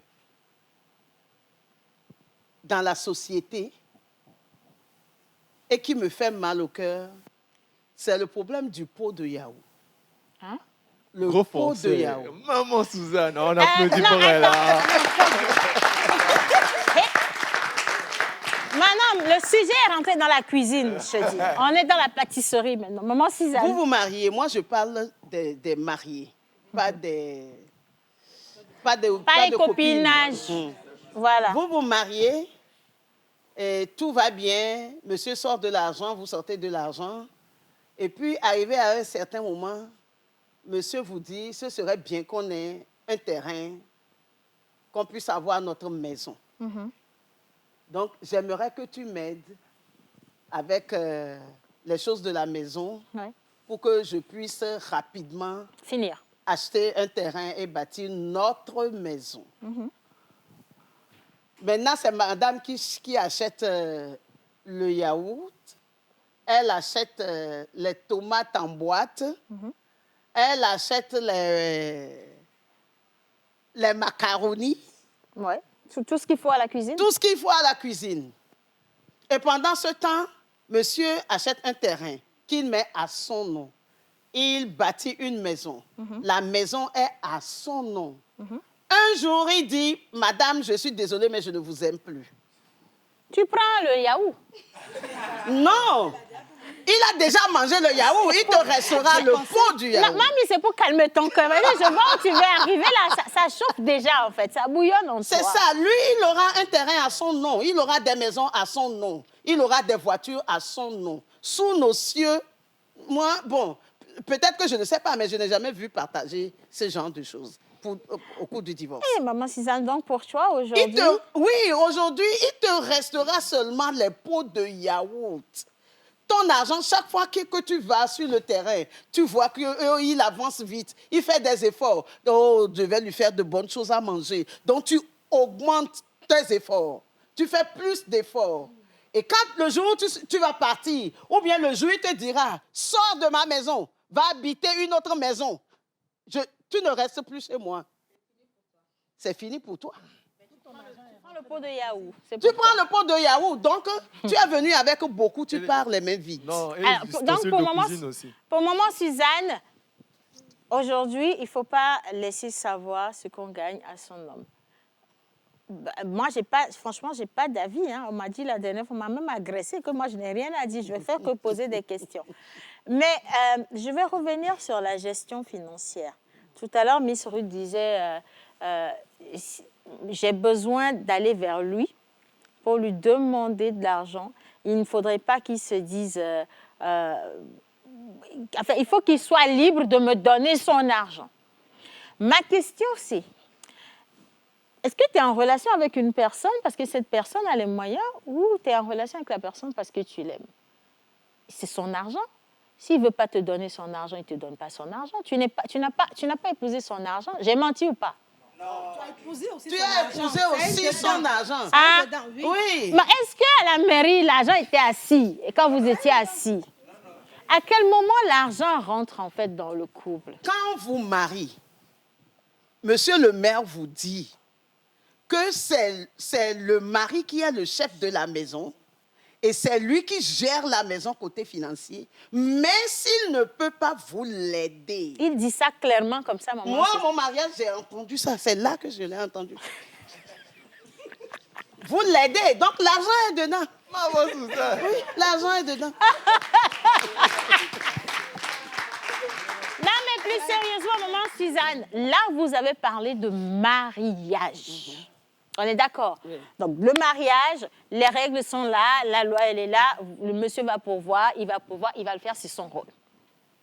Mais là, on parle, par exemple, de copinage, c'est-à-dire ce moment où vous êtes en amitié, Parce que ce qu'on remarque aujourd'hui, c'est que même en amitié, les filles exigent de l'argent de poche.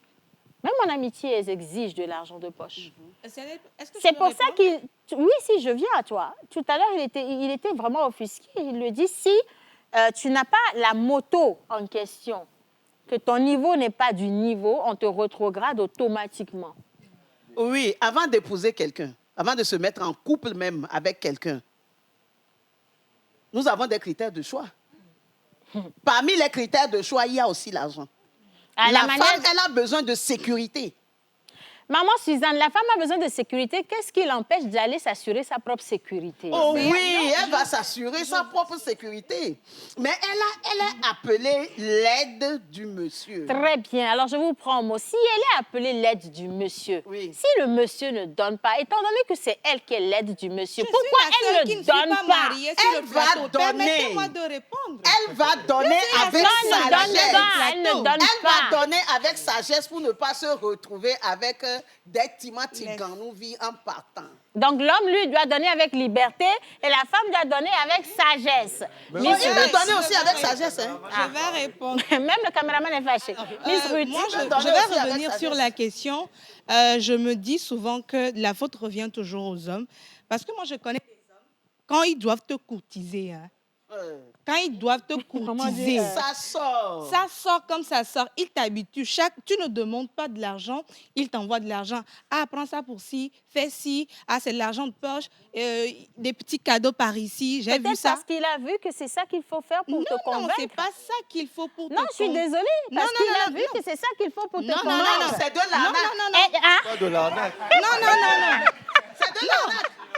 C'est de la manipulation. Non, c'est pas de l'arnaque. C'est de l'arnaque, c'est de la manipulation. C'est-à-dire, en te donnant autant d'argent, il est en train de te dire, il est en train de faire le... De te mettre en confiance. Il est en train de jouer au coq devant toi.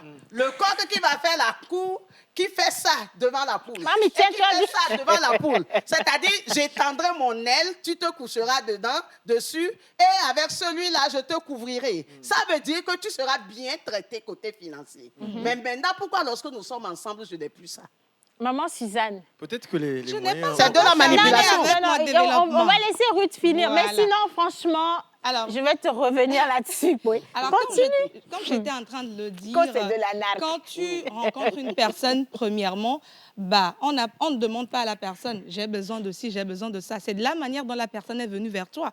Moi, je suis ici... N'oubliez pas que les hommes nous analysent, ils observent. Oui, c'est ce que je dis. Quand tu analyses une personne et tu sais que tu ne peux pas continuer sur le long terme, ne t'y aventure pas. Parce que oui, nous, on est là. Moi, je suis là dans mon coin. Tu viens, tu me donnes de l'argent de poche, tu m'achètes des cadeaux et tout et tout. Et quand on se met véritablement en couple, tu coupes tout. Et quand je demande, on me donne tu ne peux pas te dire que je suis matérialiste parce qu'au début, c'est toi qui m'as habitué à ça. Moi-même, j'étais là. Non. Moi-même, j'étais là. On rencontre des personnes. Tu vas rencontrer la personne ne t'habitue pas au cadeau, la personne ne t'habitue à rien. Oui. C'est peut-être une fois en passant, il va se dire, j'ai vu ça, j'ai pensé à toi. Félix, la personne... faut nous suivre, Félix. Il va se dire... Là, il y avait le côté financier dedans, Félix. Je passais, j'ai vu que tu aimes beaucoup les pantalons, palazzo et tout. J'ai vu ça, je me suis dit que ça tirait, c'était peut-être une fois en passant. Ou bien, il a remarqué que, c'est ton anniversaire, tu as tel projet, tu veux faire ci, je vais t'accompagner avec telle somme. Là, on est d'accord. Mais quand tu habitues une femme, au début, quand tu la dragues, à lui donner de l'argent, à la mettre en confiance, à lui faire tout comme si tu étais capable et arriver à un moment, si la femme demande, ça ne veut pas dire que la femme, elle est matérialiste. C'est ce que tu as montré à la femme en première position qui va pousser cette femme. Tu ne peux pas montrer à une femme que tu ne peux pas lui donner 5 000. Je ne te coupe pas. Moi, je considère, vous allez me pardonner, je considère que les femmes, nous les femmes, nous pensons que parce qu'un homme nous offre des cadeaux au début de la relation, il est obligé de le faire jusqu'au bout. En fait, ce n'est pas une obligation. Ça devient une obligation simplement parce que toi, tu t'attends à ce qu'il le fasse. Il t'offre des cadeaux parce qu'il en a envie. il a le droit de ne plus avoir envie de dépenser son argent dans des futilités. S'il considère que ces cadeaux, tu n'en as plus besoin, s'il considère que de l'argent de poche... Non, attends, laisse-moi aller au bout. Laisse-moi aller au bout. Si tu veux m'offrir des choses et tu te Il le fait pour une autre. À quel moment ça devient des Attends, au début de la relation, on t'achète une robe, ça va, t'as une garde-robe, elle est remplie, ça va. Tu ne vas pas apporter 10 000 robes l'année. C'est moi qui dis que ma garde-robe me suffit. Maman Suzanne, non, laissez-moi C'est moi aller qui au bout. dis que j'en ai assez, c'est pas toi. Maman Suzanne, j'arrive. J'arrive. Et donc, le monsieur, au départ, il te fait des avances, OK? Il te fait des cadeaux. Soyez vrai quand vous faites les avances. Hein. Et non, Ruth, laisse-moi Ah, finir. en fait, moi, sincèrement, je suis d'accord avec Ruth. Parce qu'en fait, il y a des sincèrement, hommes qui viennent avec un but en tête. Quand il sait qu'il veut vraiment quelque chose chez toi, il te gâte avec de l'argent. Une fois qu'il l'a pas, maintenant, quand tu t'habitues, C'est là ma question, en fait. Si un homme vient, toi-même, tu te rends compte que celui-là, matin, midi, soir, il dépense de l'argent sur toi, comme ça. Pourquoi, quelque part, ça ne vous fait pas un tilt? Parce que la majorité des hommes, je suis désolée de le dire, la majorité des hommes qui, au départ, sont les plus grands prometteurs, ils peuvent t'offrir la lune, ils vont t'offrir tout ce que tu veux. Ils vont te faire voyager dans jet privé qu'ils n'ont jamais vu de leurs yeux. Ils vont te faire de grandes promesses. Mais en réalité, c'est juste pour que tu sois emballé, que tu rentres dans la relation. Vous le savez, en de fait. sensibiliser nos sœurs sur la question parce qu'il y en a beaucoup Naga, qui sont très naïves. Non, il y en a beaucoup qui sont très naïves. Il y en a beaucoup. Je sais de quoi je parle. Il y en a qui sont très naïves. Tu vas voir où je veux en venir. Voilà. Vous-même, vous savez que les hommes, ils ont la grande gueule pour les promesses. Le monsieur, au départ, je suis désolée, c'est pour ça que je dis, je n'accuse pas les hommes, je nous accuse, nous les femmes, de toujours vouloir que le geste, donner l'argent, donner quelque chose, ça vient principalement des hommes d'abord. Et on pense que c'est même une exigence. Moi, c'est seulement dans le mariage que je trouve que l'homme, il doit assurer ses responsabilités. Mais dans le copinage, au moment où on est en train de s'éduquer, s'étudier, franchement, il faut avoir des limites sur certaines choses.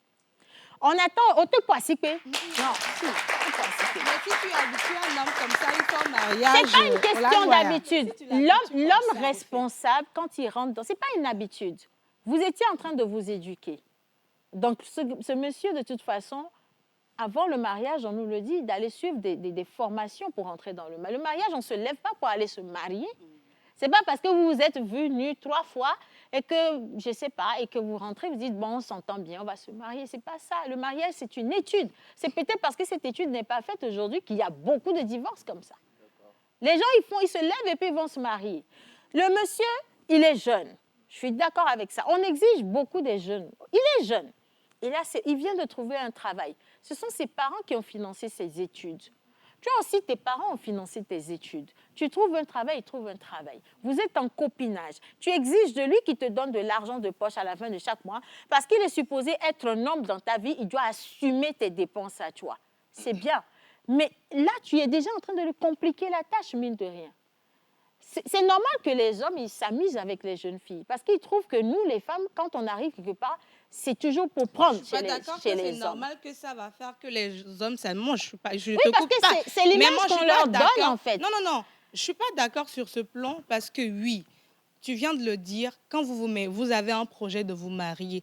Mais n'oublions pas qu'on dit que dans le copinage, dans le cheminement, on apprend à se connaître. Moi, je connais beaucoup de personnes qui ne voulaient pas exiger peut-être des choses, qui n'attendaient pas des cadeaux de leur cheminant et tout. Une fois dans le mariage, l'homme a des difficultés à pouvoir offrir. L'homme a des difficultés à être à l'écoute de la femme parce que la femme ne voulait pas forcément se montrer...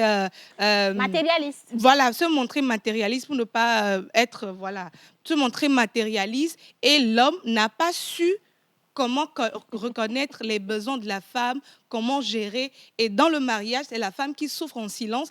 Et c'est là, elle commence par demander. L'homme se dit, « Fico avec planouanso ». Alors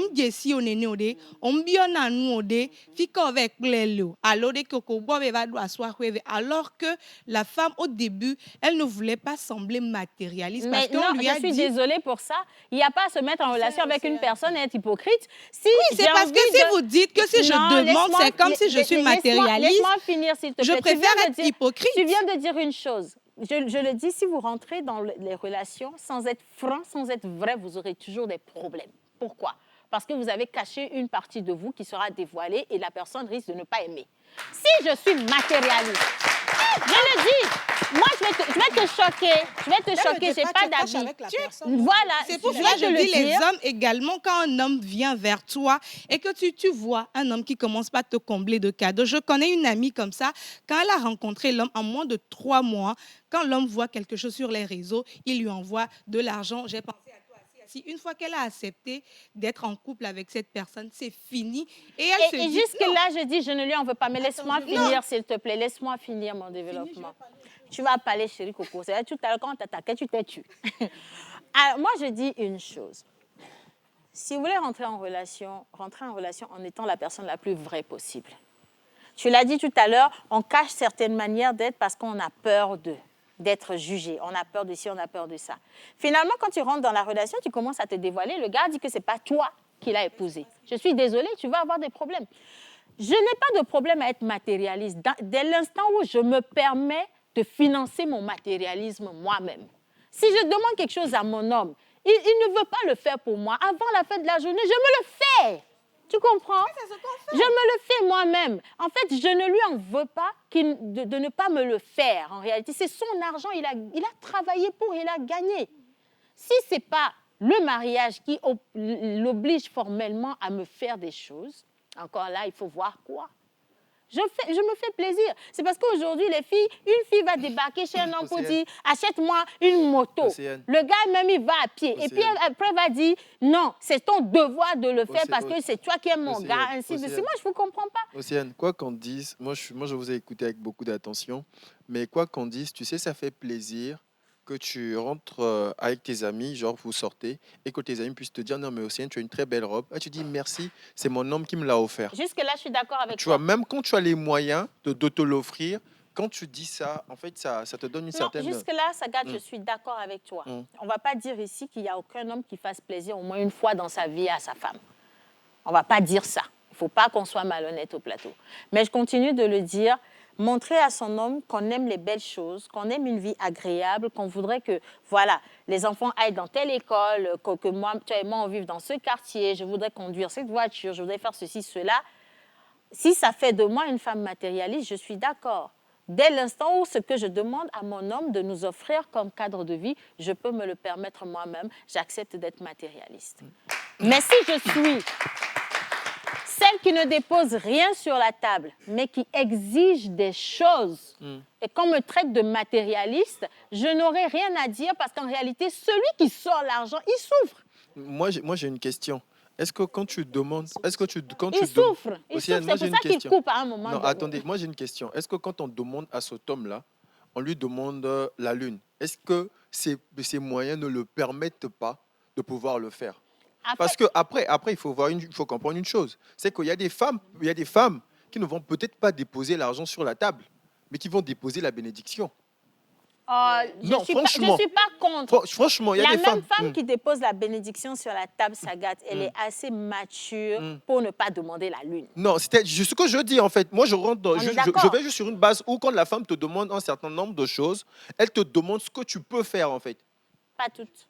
On parle de femmes matérialistes parce que les demandes sont des fois exagérées. La plupart du temps, c'est parce que c'est exagéré qu'on traite les femmes de matérialistes. Parce qu'une femme vient te voir, Sagat, tu vois, elle va te dire, bon, Sagat, toi, tu es mon gars, je ne sais même pas combien tu gagnes. Mais Sagat, tu sais, pour cette fin d'année, moi, je voudrais que tu m'emmènes vivre à la caisse. En fait, des fois, même, elle ne cherche même pas à savoir si tu as les moyens même de passer sur la route de la caisse avant de chercher une maison. Quand on te demande ça, ça dépend de comment tu t'es affiché vis-à-vis d'elle. De Parce qu'elle se bat sur quoi pour te demander ça? Mais c'est ça, te demander ça au hasard. Même si je tu es venu comme un milliardaire, elle va te demander des choses à l'intérieur de ton titre. Après aussi, Clotilde, en fait, moi, je ne suis pas vraiment contre qu'une femme puisse me demander ça, en fait. Attends, je t'explique. Même quand moi, je n'ai pas les moyens de l'emmener à la caisse, est-ce qu'il n'y a pas des hommes qui emmènent leur femme à la caisse? Parce qu'ils en ont les moyens. Justement, est-ce que quand ma femme à moi administre une demande pour que je puisse l'emmener à la caisse et que je n'ai pas l'argent là maintenant, ça m'empêche en fait de pouvoir me battre afin de lui emmener à la caisse? Oui, bien sûr, te battre, tu as dit. Mais dans l'immédiat, elle a conscience que tu n'as pas les moyens d'aller à la caisse, sinon que tu vas t'endetter. Et je sais de quoi je parle parce qu'il y a des hommes aujourd'hui qui sont allés... comment je vais dire, faire des prêts juste pour satisfaire les demandes de leurs copines. Il y a des hommes qui sont en prison présentement parce qu'ils sont allés souscrire à des, je ne sais pas quelle police de quoi, et ils ont des problèmes financiers. C'est-à-dire, la femme, elle te met tellement la barre haute, et parce que tu l'aimes, et qu'on t'a dit que c'est ton devoir de prendre soin d'elle, tu le fais sans limite et tu as des problèmes. C'est ce que moi je dis. Là, Nous, femmes... Je reviens sur la question où on demandait, est-ce que vous êtes prêt à dire ce que vous gagnez à votre partenaire? Moi, je me dis, une femme consciente, parce qu'il il ne faut pas mélanger toutes les femmes. Une femme consciente, une femme qui a de la valeur, une femme qui sait chercher de l'argent, quand elle sait que son mari a 10 000 francs, elle ne va pas lui demander dans le mois de lui faire un cadeau de 30 000 francs. Ouais, je connais des femmes qui n'ont pas de problème avec ça. C'est pour cela que je dis... Je connais des femmes qui n'ont pas de problème avec ça. C'est pour cela que je dis de cette une femme même manière consciente. qu'elle sait que tu gagnes des millions en fonction de ce que tu lui donnes, ça pique un peu quelque part. Hein. Oui, ça pique pique tu un peux peu. gagner un certain nombre. Ça pique un peu. En fait, c'est quand même délicat. C'est pour cela que je pourquoi dis... moi je disais en fait que quand une femme te demande des choses, c'est parce qu'elle se dit que tu es en mesure de pouvoir l'offrir ça. Si vous voulez moi mon avis sur le sujet, moi je ne crois pas qu'il y ait des femmes matérialistes. Bon, oui, bien sûr, c'est ton Bon, avis. je vais débattre là-dessus. Il n'y a pas de femme matérialiste en fait. Qu'est-ce que vous appelez une femme matérialiste? Une femme qui te demande quelque chose. Pourquoi est-ce qu'elle est matérialiste? C'est son langage de l'amour. Pourquoi est-ce que vous pensez qu'elle est matérialiste? Il y a les 5 langages de l'amour. Elle aime les cadeaux et tout. C'est son langage de l'amour. Si tu n'es pas en mesure de pouvoir offrir cette fonction, tu quittes. C'est aussi simple que ça. Non, mais attendez, c'est son langage de l'amour. Il y a des hommes, en fait, qui... leur langage de l'amour, c'est le sexe, en fait. Sagat, en réalité... La vie, elle est très simple. La vie est très simple. La vie est très simple. En tant qu'homme, je ne peux pas avoir tout le monde pour ami. Honnêtement, je ne peux pas traîner avec tout le monde. Pourquoi est-ce que vous voulez qu'une femme puisse sortir avec tout le monde, en fait? Non, si tu ne corresponds pas... Tu m'agresses. Je t'agresse. Non, j'y suis pas, en fait. Je ne demande pas ça. Je dis... La définition de la femme matérialiste aujourd'hui, c'est selon certaines choses qui se passent, et je les ai citées, j'ai donné des exemples. On appelle une femme matérialiste au moment où elle demande des choses qu'elle n'est pas capable elle-même de s'offrir déjà, et qu'elle ne prend pas en compte les moyens de l'homme. Et puis, tu sais, ça dépend de la fréquence des demandes aussi. Si une femme vient te faire une demande une fois l'an ou bien 2 fois en passant, en sachant que voilà, à cette période, mon mari, il a de l'argent, mon copain, il a de l'argent, je peux lui demander ceci, ça passe. Mais la fille qui vient tous les jours avec une demande de ceci, Saga, tu dois m'entretenir. Tu n'es pas... En fait, la mentalité de nos jeunes sœurs aujourd'hui, c'est quelque chose. Tu dois m'entretenir lundi, mardi, et puis on va jusqu'à te dire que si tu ne le fais pas, si tu ne le fais pas, sache qu'il y a d'autres hommes qui sont capables, qui me draguent. Océane. Tu comprends? Et là, je dis que c'est pas sain. Ça, c'est pas sain. Mais Océane, est-ce que vous savez... Ça veut dire que la relation, c'est pas une relation d'amour, c'est une relation de donne-moi, donne-moi. Non, là où moi, je suis pas d'accord, vous savez quand même qu'il y a des hommes sur cette terre qui n'attendent que ça, en fait. Il y a des hommes qui attendent que leurs femmes puissent leur demander des choses, des cadeaux. Sagat, ils ont tous des limites. Non, moi j'ai même suivi l'interview de Niska en fait qui répondait à cette question. On lui dit mais écoute, on te dit que ta femme est juste là pour ton argent. Il dit que c'est tant mieux en fait. J'en aurai toujours de sorte à ce qu'elle reste toujours en fait. Sagat, Niska a donné une interview à la télé. Tu veux qu'il dise non? Niska a une fanbase grande. Niska est aimée par les femmes. Mais si moi je veux rejoindre, moi personnellement, moi je veux rejoindre le tonton. Non, franchement, c'est impossible. Il ne peut pas dire le contraire. Les femmes vont se dérouter. Non, mais en même temps, quand tu ne demandes pas à ton homme, il te demande pourquoi tu ne me demandes pas. Ça signifie que tu demandes à quelqu'un d'autre. Il y a des hommes comme ça en fait qui veulent. Je suis d'accord avec ça, mais quelle est la proportion? Il y a des hommes. Mais finalement, on travaille l'argent pourquoi en fin de compte, maman Suzanne? Quelle est la proportion? C'est pour bien vivre. Ah voilà. Oui, si c'est le cas, alors pourquoi la majorité des hommes est dérangée quand les filles demandent? C'est l'éducation. Finalement, c'est l'éducation. C'est l'éducation. Tout le monde n'est pas pareil. Voilà pourquoi moi je dis que je considère pas. Dans leur catégorie. Oh, voilà. J'ai vu une vidéo où une dame passait, un monsieur gaillardement en tricot qui va lui dire « Oh, madame, vous êtes très belle. Donnez-moi votre numéro de téléphone, je vais vous écrire. » Et la dame dit « je ne vais pas te donner, mon frère. » Il dit « Pourquoi tu ne veux pas me donner? Moi, je vais te draguer. Pourquoi tu ne veux pas te donner? » Il dit « Ok, tu travailles. » Et il dit « Oui. Tu gagnes combien par mois? » Il dit 40 000. Il dit, tu habites la maison familiale ou bien tu es en location? Il dit, il est en location. Tu payes combien? Il dit 20 000. La femme dit, mais les 20 000 qui te restent là, même si tu me donnes ça, que je ne vais pas arriver là-bas avant que l'argent ne finisse. Regarde mon portable. J'habite une maison de 300 000. Et puis il dit, mais, et alors, si toi, tu habites une maison de 300 000, c'est pour ça que moi, je ne veux pas te draguer. La femme dit, mais tu me dragues, tu viens dans ma vie, c'est pourquoi? C'est pour me regarder? Tu veux que je te mette au dos? Le micro, maman. Si tu ne peux même pas payer mon loyer, tu me sers à quoi? Et la dame lui dit, non, je ne dis pas qu'il ne peut pas. C'est la question. Je ne dis pas qu'il ne faut pas que tu dragues, mais drague dans ta catégorie. Maman Suzanne, ça va faire office dans notre débat parce qu'on ne va jamais finir avec ça. Moi, je vais finir en disant ceci. Est-ce qu'un pauvre n'a pas le droit de draguer la fille d'un riche? Jamais. Ça nous renvoie à un autre débat, les gars, n'est-ce pas? Attendez, est-ce qu'un pauvre...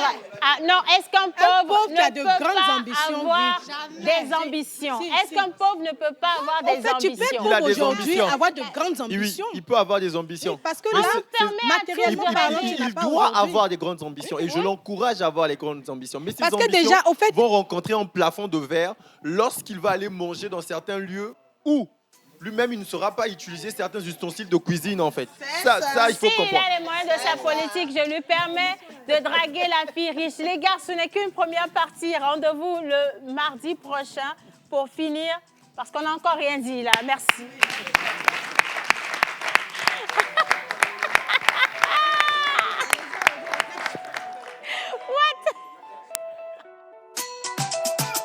Mr. Lecky on the beat.